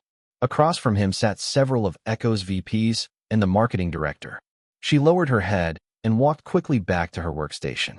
She put her headphones back on and cranked the volume to maximum. In her ears, Ghost's Reckoning had just reached the final line of the chorus. 5 days later, in the early evening, Serafina walked through the revolving doors of the Sterling Group headquarters, a canvas tote slung over her shoulder. The giant screen in the atrium lobby was playing Chloe's endorsement ads on a loop, her polished face filling the entire wall. Serafina didn't look up. She walked straight to the front desk and laid an invitation on the marble counter. It bore the Echo Platform logo. The invitee was listed as Echo Technical Representative. The event, Annual Music Copyright Summit. The receptionist checked the list and produced a professional smile. 16th floor, please. Multifunction hall. Serafina didn't take the main elevator. She walked up the stairs to the 2nd floor, then transferred to the freight elevator, which went directly to 16. Old Bernard had taught her this. The freight elevator had no cameras and required no sign-in. When she stepped out, she came face to face with Chloe Sinclair, who was emerging from the VIP elevator. 3 meters between them. Chloe was wearing haute couture, carrying a crocodile skin handbag, trailed by 4 staff members. A princess making a royal progress. Serafina was in her worn hoodie, her canvas tote smudged with subway grime, her hair pulled back carelessly, no makeup. Chloe froze. Her pupils contracted like she'd been jabbed with a needle. Then she smiled. It started at the corner of her mouth and spread slowly across her whole face, like a plastic flower blooming in time-lapse. Serafina? Her voice was cloyingly sweet. Is it really you? I thought I was seeing things. She tilted her head, scanning Serafina up and down, the smile never wavering. What are you doing here? This is a music copyright summit, you know. Everyone here is an industry professional. Are you lost? Serafina gazed at her, silent. She didn't speak. She didn't type. Chloe took the silence as confirmation. Her smile deepened. She stepped half a pace forward and reached out, adjusting the strap of Serafina's canvas tote with a light, intimate touch, the same way she used to 3 years ago, while the words that left her mouth were, "Your bag is so old. I remember you used to love that designer's limited editions. Why did you switch to this? But it's okay. Everyone hits rough patches. If you're really struggling, I could help connect you with some cleaning or receptionist positions." She wasn't speaking quietly. People in the atrium had stopped to watch. Several industry insiders who recognized Chloe exchanged entertained glances. Someone even pulled out their phone to record. Serafina still had no reaction. She merely tilted her head slightly, her gaze moving past Chloe's shoulder toward the closed doors of the multifunction hall. At that moment, those doors opened. Out walked an elderly woman with a full head of white hair, dressed in an indigo linen robe. Her bearing was so coolly elegant. She looked like she had stepped off a scroll painting. Every person in that atrium who recognized her, and many did, simultaneously wiped the entertained look off their face. Dr. Viola Winterbourne, globally recognized master of vocal rehabilitation, one of only 5 world authorities in the field. In 30 years, she had accepted only 5 students, each one now a figure at the apex of the music world. Her last public appearance had been 3 years ago at the Global Vocal Congress in Vienna, where tickets to her lecture had sold for 20,000 euros apiece. She ignored everyone around her. She walked straight across the atrium, and under dozens of staring eyes, stopped in front of Serafina. "Professor Swan, your presence is requested at the afternoon review session." Winterbourne's voice wasn't loud, but the atrium had gone so silent that every syllable landed crisply in every ear. "Several of the producers have questions about the new album's arrangements. They'd like your input from the vocal perspective." Serafina gave a small nod. Chloe's expression shifted from smile to bewilderment, and from bewilderment to something caught between shock and utter disbelief. She fought to hold the smile. "Serafina, when did you meet Dr. Winterbourne?" Winterbourne finally turned to look at her. The glance was flat, devoid of expression, the look you give a stranger who has wandered into the wrong room. "Miss, my student's name is not Serafina." Her voice was as level as if she were stating an irrelevant fact. "I address her as Professor Swan. I would hope you could extend her the same courtesy." She turned. Serafina followed. The two of them walked into the multifunction hall, and the heavy doors swung shut behind them, sealing away Chloe and the rising tide of whispers beyond. Inside the multifunction hall, the roundtable session of the Copyright Summit was already halfway through. The moderator saw Winterbourne enter and hurriedly rose to pull out chairs with visible deference. Serafina took a seat off to the side, quiet as a shadow. But no one's attention was on the meeting anymore. The scene that had just played out in the atrium had already spread through the hall via 100 text messages. The whispers churned between the round tables like currents. Every person in the room was stealing glances at the young woman in the corner. The woman, an internationally renowned master of vocal science, had publicly addressed as professor. The session resumed. The next item was the summit's most anticipated segment, the Sterling Group's new album copyright signing ceremony with the major platforms. Ethan Sterling walked on stage, his suit impeccably tailored, his expression radiating a precisely calibrated confidence. Behind him, the giant screen showcased the dazzling roster of producers and composers attached to Chloe's new album, a parade of marquee names underscored by flashy visual effects that drew waves of applause. "Thank you to all our partners for your trust in the Sterling Group." Ethan's voice was bright and assured. "This album brings together the finest creative forces in the industry. We are confident it will become the benchmark release of the year. Now, I invite our partners' legal representatives to review the contract terms. If there are no objections, we will proceed with the signing." The legal reps began flipping through the documents in front of them. Then, From the corner of the room, a voice. Hold on. Everyone turned. It wasn't Serafina who had spoken. It was old Bernard, seated beside her. The old man had changed into a clean shirt, his hair combed neatly for once. He looked alert, almost vigorous. He stood, raising a document. I am here on behalf of Ms. Ghost to lodge a formal copyright objection against 3 of the lead singles on the album the Sterling Group is about to sign. Bernard's voice wasn't loud, but it had the dull, heavy force of a rusted blade. The works, Deep Sea, Against the Light, and Eye of the Storm bear substantial similarity to demos publicly released by Ms. Ghost over the past 3 years. As of yesterday, Ms. Ghost has completed copyright registration for all aforementioned works through the Echo platform and has served the Sterling Group with a formal copyright objection notice.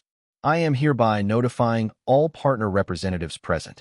Any signing of licensing agreements involving the disputed tracks prior to resolution of the copyright claim will result in joint liability for infringement. Our legal team will pursue all parties to the full extent of the law. The document landed on the table with a dense, heavy thud. Absolute silence for several seconds. Then the room detonated. Brand legal reps stared at each other. Music platform executives hunched over their phones, furiously messaging. People half rose from their chairs, then sat down again. The confidence on Ethan's face shattered. He spun toward Bernard, his voice erupting into a near shout. Who the hell are you? Who let you in here? Security. He's with me. The voice wasn't loud, but everyone in the room heard it. Serafina rose. She pushed back the hood that had been covering her head, revealing a face so bare of makeup it was almost stark. Unhurriedly, she pulled a tablet from her canvas tote, opened a file, and held it up so every person in that room could see the screen clearly. This is the complete archive of the Sterling Group's unilateral termination of my contract 3 years ago, citing plagiarism and the ensuing penalty demands. She spoke. No rasp, no breathiness, no trace of vocal cord damage. Her voice was clear, clean, each word landing like a precisely placed chess piece. The articulation and enunciation carried a honed control. Every syllable was steady. She was speaking. She was using the voice the world believed had rusted into silence. And she was speaking clearly, steadily, word by word. Ethan's face went white. So white his lips lost all color. How your voice? Serafina didn't look at him. She swiped the tablet to the next page. On the screen was a complete VoicePrint comparison report. The bottom bore Echo Tech Division's official seal and Gideon Blackwood's digital signature. The conclusion, printed in bold, 100% match. Attached, 16 pages of spectral analysis appendix. This is the VoicePrint identity verification between 3 lead singles from your label's artist Chloe Sinclair's new album and my own body of work. I can do more than talk. I'm also the person you've been trying to unmask. She lifted her head. Her gaze swept the room, calm and steady, and came to rest on Ethan's eyes. Ghost. The moment those 2 syllables landed, every sound in the multifunction hall died. Ethan's hands began to shake. It started at the fingertips and spread to his wrists, his arms, his shoulders. He stared at Serafina's face like he was trying to identify someone he'd never met.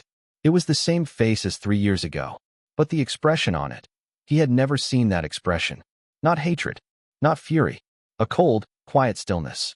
The stillness of someone who had been submerged for 3 years and had finally surfaced. Several brand reps who'd been reaching for their pens pulled their hands back in unison. Legal documents were closed.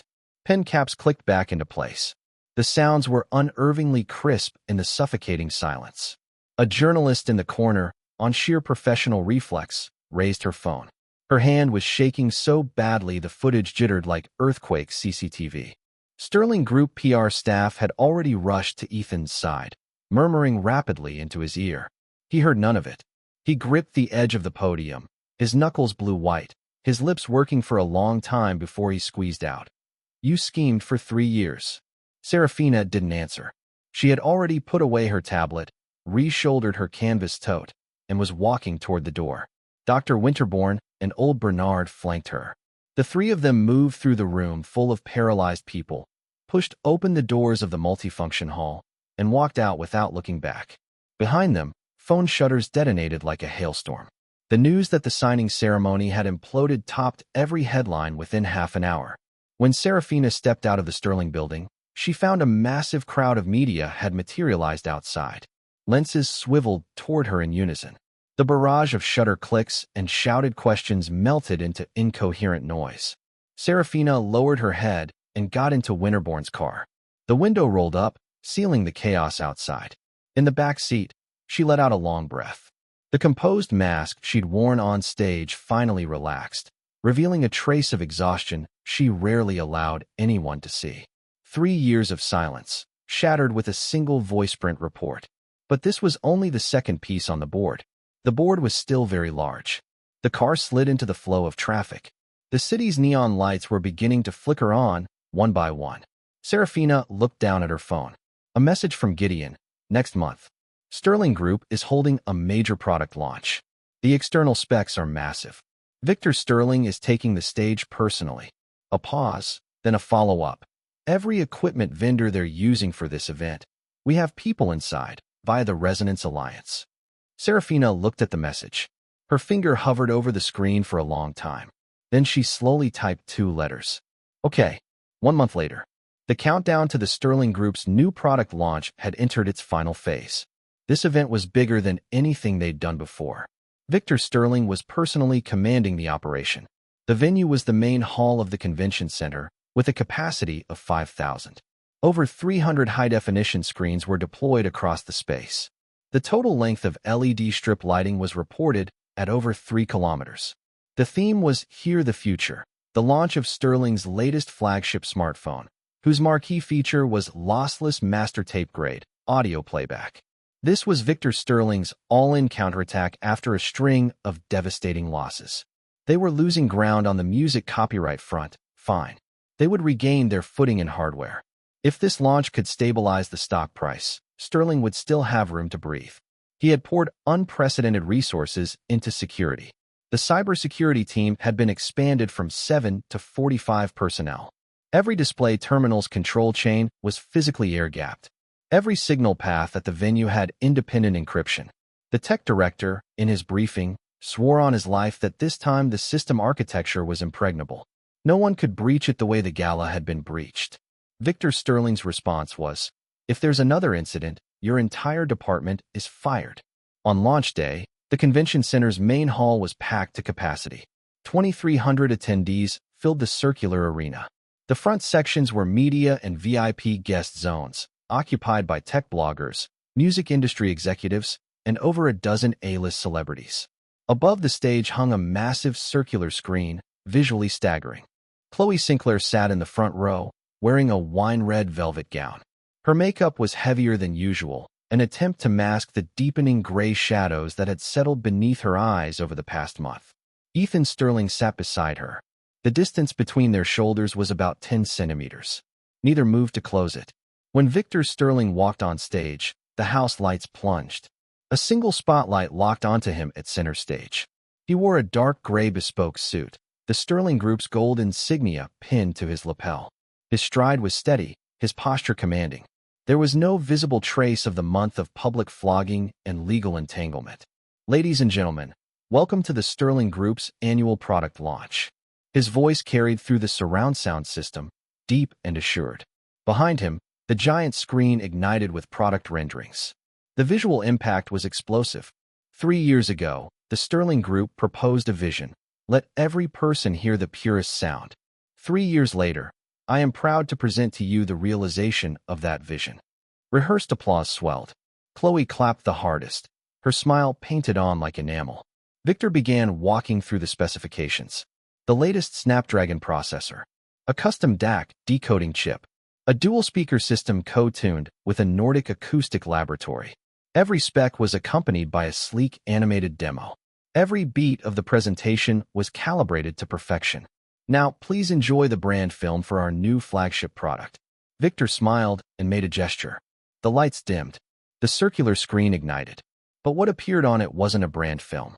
It was surveillance footage. A private room. The image was slightly grainy, but facial features were clearly identifiable. Ethan Sterling sat on a sofa, legs crossed, a cigarette between his fingers. Chloe Sinclair sat beside him, her face in profile. Lila Shue stood near the door, holding a small, transparent vial. When the audio played, every person in that arena heard Chloe's voice. Are you sure this drug will work? Don't worry. Colorless, odorless.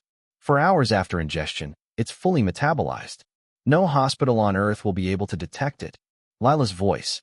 The only side effect is. Ethan finished the sentence, his voice as calm as if he were discussing an ordinary business transaction. Permanent vocal cord damage. But that doesn't matter. We never needed her to sing again anyway. The arena went absolutely dead. Chloe surged out of her seat, her leg knocking over her water glass. The wine-red velvet of her skirt soaked through, but she didn't notice. She stared at the screen, her lips moving soundlessly, as if mouthing the word no but unable to produce it. Ethan's reaction was slower. He froze for a full second before the color in his face drained out entirely, as though someone had pulled a plug and emptied him. He stood, too fast, his knee cracked against the seat back in front of him, but he felt nothing. Turn it off. Turn it off. Victor Sterling roared from the stage. His voice, still amplified by the live microphone, detonated across the arena. But no one could turn it off. The tech team hammered at their keyboards. The cybersecurity lead, drenched in sweat, tried to cut the power. Someone physically yanked the main cable from the control console. The screen stayed on. The footage, restored to terrifying clarity by AI enhancement, continued playing. On the screen, Lila Chouette tipped the contents of the vial into a bottle of water, capped it, and shook. Then Chloe Sinclair took the bottle, adjusted her expression in a mirror until she'd produced a sweet, convincing smile, and walked out of the room. The image cut. Backstage, Chloe handed the bottle to a girl in performance attire and said, with a smile, "Serafina, have some water before you go on." 5,000 people inhaled as one. That voice was too clear. Every syllable, every inflection, every microtone of false warmth was rendered with pristine fidelity. The 3-year-old security footage had been processed frame by frame through top-tier AI restoration. The video quality didn't reach 4K, but the audio had been enhanced by an acoustic model Gideon Blackwood had personally calibrated. The human voice came through as though the words had been spoken yesterday. The final frame froze on Serafina drinking the water, frowning slightly, then smiling at Chloe and mouthing, "Thank you." Then she walked on stage. The lights came up. She opened her mouth and collapsed. The screen went black, but the audio continued. It was Chloe's voice, laced with laughter, extracted from a phone call recording, verified by VoicePrint analysis. She'll never sing again. The championship is mine. Ethan is mine. Serafina Swan? She's just a poor girl who could sing. What gave her the right to compete with me? The circular screen lit again. This time, no video. Just line after line of chat logs, displayed one by one. The time span stretched from 3 years ago to just last month. Chloe and Lila. Ethan and the private clinic doctor. Victor Sterling and the crisis PR firm head. Every message had a timestamp. Every file had an encrypted hash value. Every piece had been notarized on the blockchain. Ethan collapsed back into his chair, hands gripping the armrests, knuckles the color of dead bone.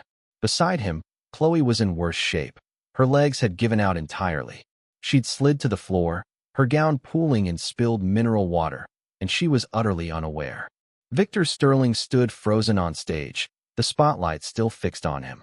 The bespoke suit, under the glare, made his ashen complexion even more ghastly. His lips moved, as though trying to form words. None came. The circular screen continued scrolling. Finally, it stopped on a single line of text. The font was small, but against the pure black background, every word seared into the retinas of every person in that arena. All above evidence has been submitted to law enforcement.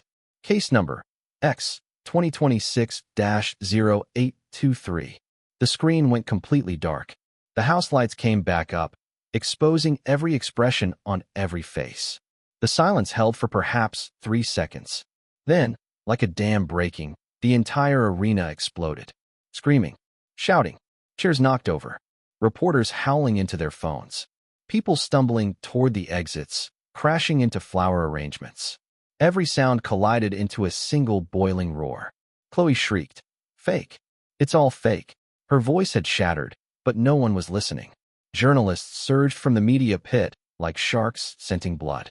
Flashbulbs machine-gunned into her face and Ethan's. Ethan threw up an arm to shield himself, his elbow catching a photographer's lens, triggering a small scuffle. Victor Sterling stood on the stage. The spotlight had gone dark at some point without anyone noticing. His hand was still clamped around the microphone, unable to let go. He looked down at the people he had collaborated with, entertained, believed he had under his control, all of them now staring at their phones. Not one of them looked at him. The launch was streaming live worldwide. The initial viewership had been under 1 million. 15 minutes after the video hit the global trending charts, it had surged to 46 million. The comment barrage scrolled at thousands of messages per second. The servers buckled and barely held. The comment sections were a lost cause. The top 3 most upvoted comments read, "Life in prison Taotsan ordered, 3 years. She saved every single punctuation mark. Absolutely ruthless," and Ghost's third chess piece. Checkmate. 2 days later, beneath the overpass, Serafina sat in her usual spot beside her guitar case, tuning an old acoustic. May crouched nearby, eating takeout, jabbing her chopsticks at the trending topics on her phone and muttering around a mouthful of rice. The rain had just stopped. The air smelled of wet earth and rust. In the distance, the evening rush hour traffic hummed. A message surfaced on Serafina's phone. "Gideon. Brief as always. Charges filed. Victor Sterling, Ethan Sterling, Chloe Sinclair. All 3. Assault, commercial fraud, copyright infringement. 3 counts." Serafina looked at the message, her thumb suspended over the screen for a long time. Then she typed a reply. "There's one more." "Who?" "Lila Shwe." Gideon's response was swift. She was located and detained. "She's requesting to be a cooperating witness." Serafina put her phone away, set her guitar back in its case, and stood. "Hey, where to?" May looked up. The red brick building. Serafina shouldered her guitar case. "Recording the last song tonight." May watched her retreating figure and muttered, "Little Mute's got a hell of an aura these days," then went back to her takeout. At the red brick building, Unit 305, old Bernard was already waiting at the mixing console. Dr. Winterbourne sat on the sofa in the corner, a cup of hot tea cradled in her hands. When Serafina walked in, she gave a slight nod. "I reworked the arrangement for the last song," Bernard said, sliding a pair of monitor headphones toward her. "Take a listen." Serafina put on the headphones and closed her eyes. The melody spilled out. It was a song whose skeleton she had written 3 years ago, called "Hear Her Out." The original version had been a simple piano accompaniment. Bernard had rearranged it with a string quartet and a minimalist bed of electronic textures. The arrangement was vintage Bernard in his prime, unflashy, unforced, every instrumental entrance as natural as water seeping into sand. She listened through once, took off the headphones, and nodded to Bernard. Then she looked at Dr. Winterbourne. Winterbourne set down her teacup, rose, and walked over to her. "Final threshold," Winterbourne said. "You've mastered every technique I could teach you. Now what you need is to forget the technique. Remember only one thing. Your voice doesn't come from your throat. It comes from here." She extended a finger and touched it lightly to Serafina's chest, over her heart. "Go. When you finish singing this song, you'll no longer be my student. You'll be yourself." Serafina pushed open the glass doors of the Sterling Group building. The atrium was empty. No one at the front desk. Half the hallway lights were off. The whole building felt hollowed out, like something vital had been scooped out of it.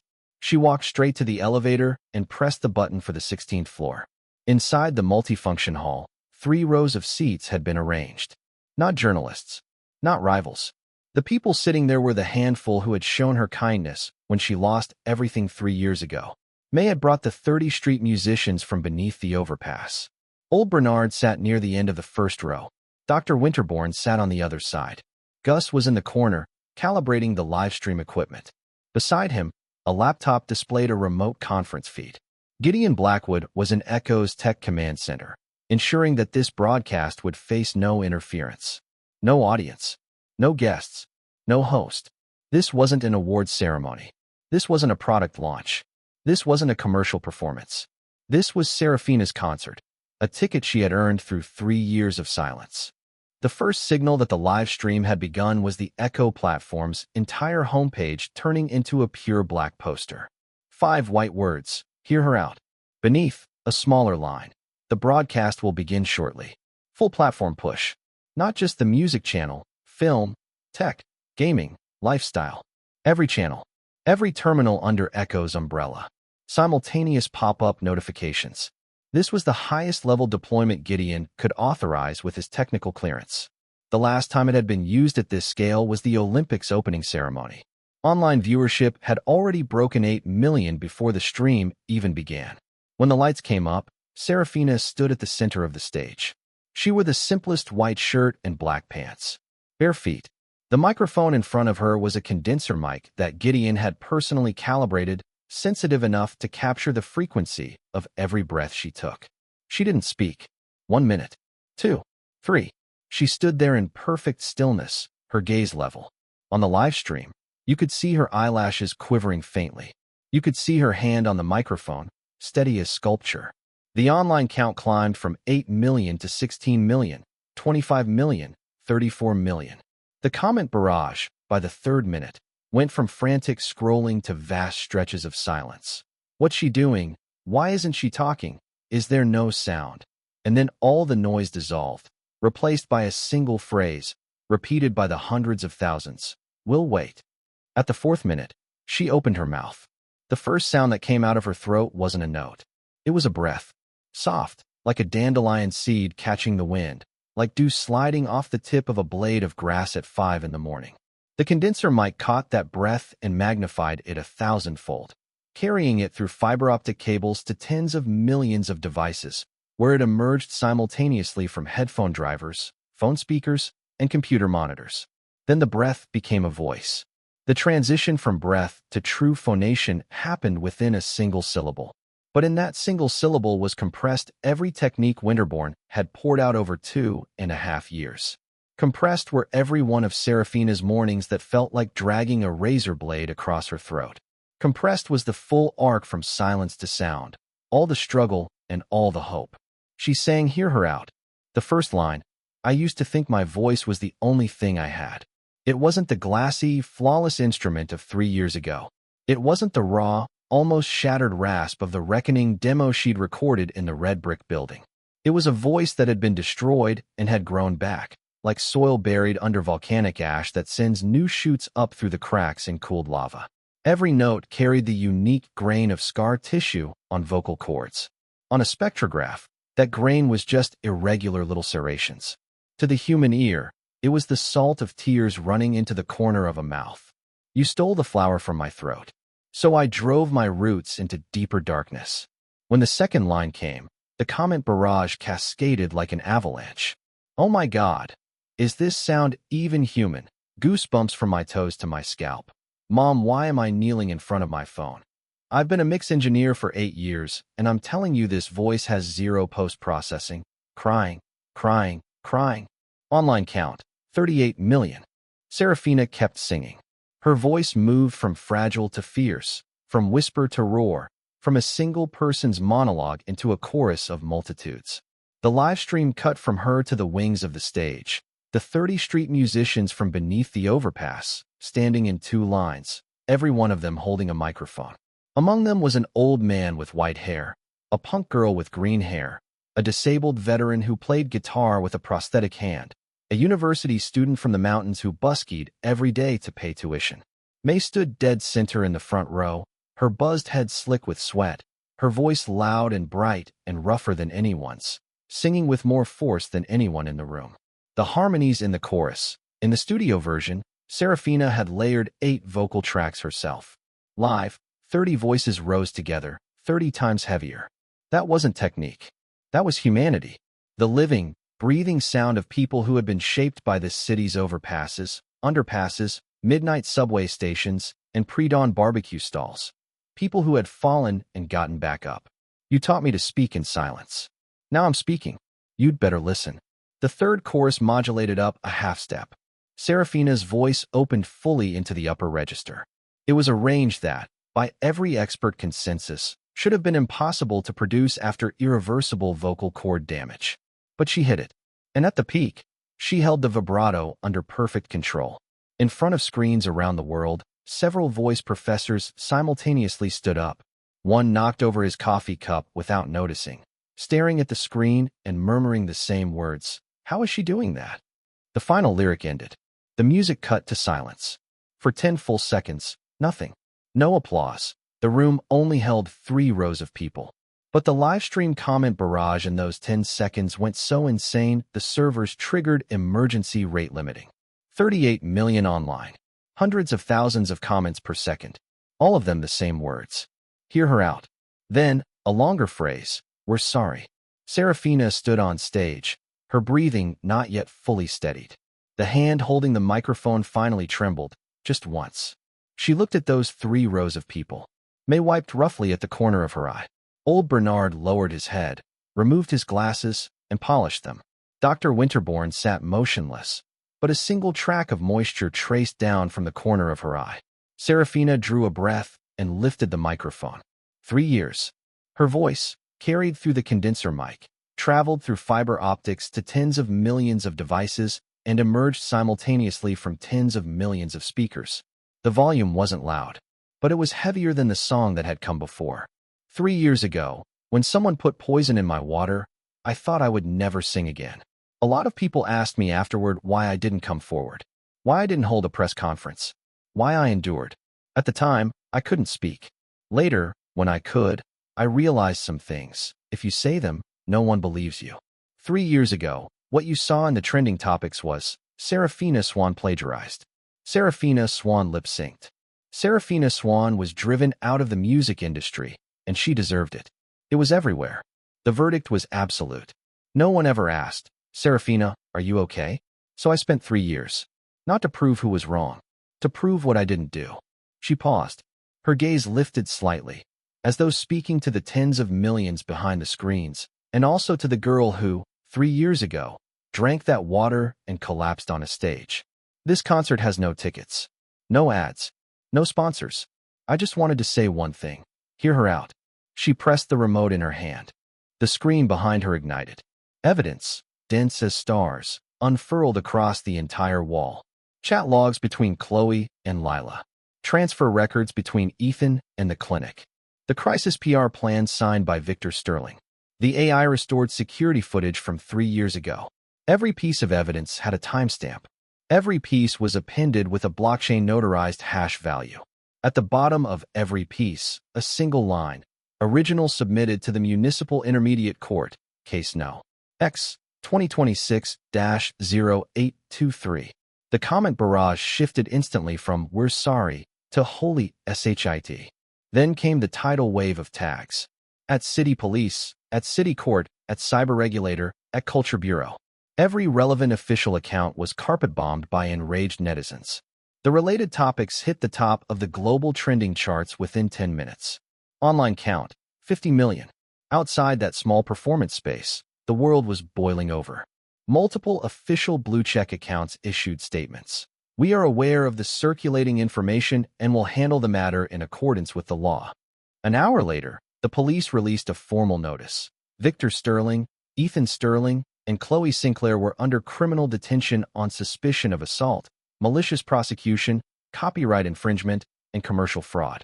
Lila Schwa, as a key witness in the case, had voluntarily surrendered and was cooperating with the investigation. When the police came to take her from the backstage of the product launch, Chloe wept so hard her makeup disintegrated. She lost one heel, was hauled along by 2 female officers, and kept screaming, "I'm the victim. Ethan made me do everything." Ethan was quieter. He just walked with his head down. At the door, his legs buckled. An officer grabbed his arm to keep him from hitting the floor. Victor Sterling was the last to be brought out. He walked past the Sterling Group's gleaming gold front desk, past the corporate motto on the wall, "Integrity as our foundation," past the employees and artists he had treated as pieces on a chessboard.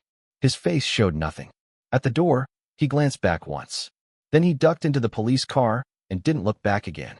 By the time the news swept through the city, Serafina was sitting at a street food stall, eating an $8 bowl of wontons. May sat across from her, double chili oil in her bowl, sweating through her scalp. The trending charts on her phone screen had completely reshuffled. Ghost. Serafina Swan. Hear her out. Topic after topic cresting the peak. May scrolled through the comments, her grin stretching ear to ear. "Hey, little mute. No, can't call you that anymore. She flipped her phone around to show Serafina. There's a comment saying you're the most ruthless woman of the 21st century. 3 years of silence. Then she opens her mouth and the entire Sterling group goes to prison. Serafina scooped up a wonton, blew on it, and ate it before replying evenly. Not bad. May laughed so hard she nearly choked on a wonton. Halfway through the bowl, May's chopsticks slowed. She hesitated, then said, "That Ethan guy? I heard he's been trying to get someone to pass you a message. Wants to see you before you leave. Says he wants to apologize to your face. Something about 'I was wrong. The one I've always loved is you.' That kind of crap." Serafina finished the last wonton, set down her spoon, and wiped her mouth. "Let him come," she said. Ethan was released on bail 3 days later. The case was still in the investigation phase. The amounts involved in some charges required further verification, and his lawyer had applied for a temporary modification of detention measures on health grounds. The gavel hadn't fallen yet, but everyone knew it was just procedural delay. The evidence chain was too complete. Even the Sterling Group's own legal team had abandoned any hope of a not guilty plea.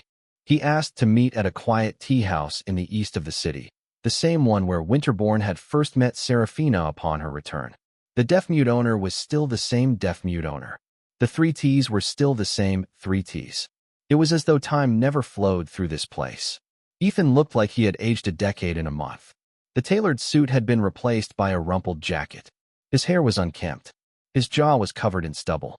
His eye sockets had sunk into dark hollows, the whites threaded with red. He sat across the tea table, both hands wrapped around a cup of long jing that had long since gone cold, unable to meet the eyes of the person opposite him. Serafina. His voice was hoarse and dry, unrecognizable from the bright, assured tone that had introduced a new product on stage a month ago. "I know I have no right to be here. I just wanted to tell you." He lifted his eyes. Something glistened there. Whether it was sincerity or performance, maybe even he couldn't tell anymore. "I was wrong. I was so wrong. I've regretted it every single day for 3 years." Serafina lifted her teacup, blew on the surface, and said nothing. Ethan's words came faster and faster, as if he were trying to empty 3 years of pent-up confession in one breath. "Everything. My father forced me into it. The company's cash flow was collapsing. Chloe had higher commercial value than you. He told me to choose. I had no choice. I was too young. I was too terrified of losing everything. You can understand that, right? You have to understand. You came from nothing too. You know what it feels like to lose everything." "I understand." Serafina finally spoke. Her voice was so calm that Ethan thought he saw hope. His body leaned forward unconsciously. His hand reached out to take hers. Serafina didn't pull away. She took 2 pieces of paper from her bag, placed them on the table, and, with long, elegant fingers, turned them around and pushed them toward Ethan. They were 2 invitations to the Vienna Musikverein, gilded German lettering, dated the 15th of next month. Tucked beneath the invitations was a card. She pulled it out and showed it to him. "The Golden Hall in Vienna. First stop of the global tour." Her voice was even. "I'm going to perform a concert. Gideon Blackwood, you know him. Echo's CTO, also my fiancé, is coming with me." Ethan's hand froze in midair, as though flash frozen. He stared at the 2 invitations for a long time. Then he looked up at Serafina. His lips were trembling. But this time, it wasn't from guilt or shame. It was because he had finally understood. She hadn't come to hear his apology. She hadn't come to give him absolution. She hadn't even come to humiliate him. She had simply come, while he was still trapped in place, to lay 2 tickets to the next chapter on the table between them, and to tell him, in the calmest possible way, "Your track has reached its terminus." Her train was just beginning to accelerate. Serafina stood and picked up her bag. At the door, she paused. She didn't turn around. "Ethan, you know, 3 years ago, you said something to me. I'm giving it back to you now." Her voice carried from the doorway, through the fragrance of tea, across the span of 3 years, landing with unhurried precision on the 2 cups of cold long jing in front of Ethan. "Some things, you just have to learn to accept." The tea house door closed. Ethan sat alone, staring at the 2 gleaming invitations. The tears finally fell. 1 month later. In the 150 years since its inauguration, the Vienna Musikverein's Golden Hall had welcomed countless of the world's greatest musicians to its stage. But tonight was different. The posters outside the hall bore no photograph of the performer. No name. Only a pure black background with 5 words. Hear her out. World Tour Premiere, Vienna. Invited guest, Ghost. This hall, which had witnessed the highest glories of classical music, was tonight illuminating every light for a legendary vocalist who had conquered the global music world under an anonymous name. Backstage, Serafina sat before the vanity mirror. The woman in the reflection wore an emerald green floor-length gown, her hair swept up to expose the clean line of her neck. Her makeup artist was doing the final touches. Dr. Winterbourne sat on the sofa nearby, cradling a cup of Earl Grey. Nervous? Winterbourne asked. Serafina looked at herself in the mirror for a long time. Then she smiled. The smile was faint, but it was real. Nervous, she said, but not afraid. There was a knock. The door pushed open a crack, and Gideon Blackwood's head appeared. He had, with apparent effort, exchanged his usual uniform for a formal dark blue suit. No tie. Top button of his shirt undone. He looked like it had cost him considerable effort to get himself into those clothes. Stage acoustic testing is complete, he said, shifting instantly into work mode, his tone as even as ever. Reverberation time, 1.8 seconds. High-frequency decay slightly fast. I manually adjusted the surround sound delay compensation. The monitor earpiece frequency response curve has been calibrated to your listening preferences. Also, the real-time translation system is online, covering 31 languages. Serafina watched him rattle off every technical parameter without pausing for breath, and suddenly felt like laughing. Gideon, she said. Yes. When are you planning to propose? Every person in the dressing room stopped moving. The makeup artist's powder puff hovered in midair. Dr. Winterbourne's teacup paused halfway to her lips, and the corner of her mouth curved with the faintest hint of a smile. Gideon stood rooted to the spot. In the space of 1 second, his expression completed the full transformation from chief technology officer to caught entirely off guard. The tips of his ears turned red at a speed visible to the naked eye, the color spreading from his lobes to his helix and then toward his cheeks. For once, he was at a loss. Actually, I've been carrying the ring. He pulled a small box from the inner pocket of his jacket and opened it. Inside was a platinum ring, the design minimalist to the extreme. On the inner band was engraved a line that only he knew. At the bottom of the deep sea, I lit a lamp. It was a lyric from Reckoning. It was also the sentence he had carved into his own heart during all those late nights, writing code while listening to Ghost's demos. Serafina looked at that ring for a long time. Then she extended her hand. Put it on. Gideon's hands were steady as every line of code he'd ever written. But when she offered her hand, his fingertips trembled, just once. He slid the ring onto her ring finger.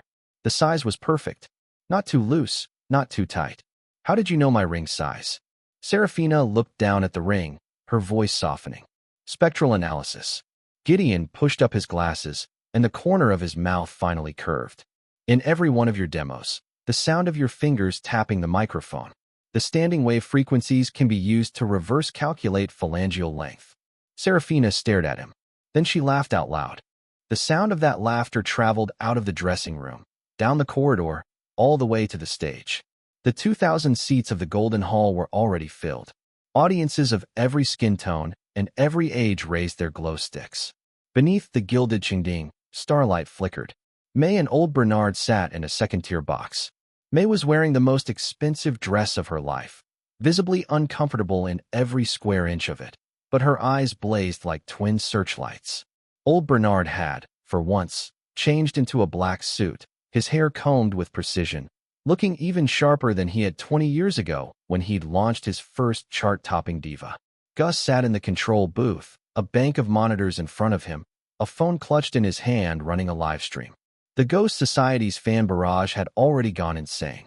This time, he was finally attending as chief elder of the Ghost Society, and not just some tech guy hiding in a corner. The moment the lights dimmed, Gus noticed a push notification from an official source. He blinked, then forwarded the message to Serafina's monitor screen. Serafina, standing in the wings, glanced down. It was a case bulletin officially released by the court. Defendant Victor Sterling, on charges of assault, malicious prosecution, copyright infringement, and commercial fraud, combined sentence, 20 years imprisonment. Defendant Ethan Sterling, on charges of assault, malicious prosecution, and copyright infringement. Combined sentence, 12 years imprisonment. Defendant Chloe Sinclair, on charges of assault and malicious prosecution. Combined sentence, 10 years imprisonment. Defendant Lila Shwe, having voluntarily surrendered and provided truthful testimony, receives mitigated sentence of 3 years imprisonment, suspended for 4 years. The Sterling Group is ordered to pay the victim, Serafina Swan, economic damages and emotional distress compensation totaling $24 million. She looked at it for 3 seconds. Then she turned off the screen. When the lights came fully up, the golden Hallstunde gleamed like an ocean of gold. The orchestra struck the first chord, and the melody of Hear Her Out rose from the pit. Serafina walked out from the wings. 2,000 people's applause surged toward her like a tide. But what she heard wasn't the applause. What she heard was her own heartbeat. Every beat was clear, powerful, rhythmically steady. Not like that girl who'd collapsed on a stage 3 years ago, heartbeat wild and flailing like a bird with its throat seized. This heartbeat was steady. The steadiness that only comes after you've crawled out of the rubble and pieced your shattered world back together, piece by piece, with your own hands. She walked to center stage and stopped. In front of the microphone, she drew a deep breath. Then she opened her mouth. No rasp, no tremor, no trace of the damage that had been done to her vocal cords. The voice was clean as light rising from the bottom of a deep sea. It pierced the golden Hallstunde, pierced the Vienna night, pierced 3 years and 200 days of long silence, and landed in the ears of 2,000 listeners. She sang, "I used to think my voice was the only thing I had." In the audience, someone pressed a hand over their mouth. Someone grabbed the hand of the stranger beside them. Someone wept. She kept singing. From Hear Her Out to Deep Sea, from Deep Sea to Reckoning, from Reckoning to Eye of the Storm. Every song was a coordinate, marking the full trajectory of her rise from the ocean floor, through the surface, into the storm. The orchestra's string section spread out behind her like a vast sea, and she stood at the center of it, a lighthouse. The final song was new. She had written it the day she received the court verdict. It was called Survivor. They asked me why I don't hate them. I say hate is too light. What I wanted was to survive. When the final note fell, she didn't bow. She simply stood on the stage, lifted her left hand, the one with the ring, and laid it gently against her throat. That small patch of skin, beneath which lay the vocal cords that had been destroyed and rebuilt. Her entire story. Below, 2,000 people rose to their feet. The ovation lasted 15 full minutes, the longest curtain call in the Golden Hall's 150-year history. No one left. No one sat down. Everyone's palms were red and stinging. May screamed herself hoarse in the box. Old Bernard took off his glasses, polished them, and polished them again. Gus, in the control booth, hugged his laptop and sobbed. The comment barrage filled with every language on Earth, but translated, they all said the same thing. Welcome back. Serafina finally smiled. She turned her head and looked toward the wings. Gideon Blackwood stood there, monitor headphones in his hand, light glinting behind his glasses. He saw her looking and raised a thumb. His lips moved, silently shaping a single phrase. Keep singing. Serafina raised the microphone again. She faced the 2,000 in the hall and the billions watching the global simulcast behind the cameras. Her voice was clear as a sky washed clean by a hurricane. Thank you for waiting for me. Next stop, Tokyo. The applause rose again, more thunderous than any time before. Beneath the gaze of the angels painted on the golden Hallstunde, the girl who had been poisoned mute 3 years ago lifted her arms, like a bird spreading its wings, and flew into the sky that belonged to her.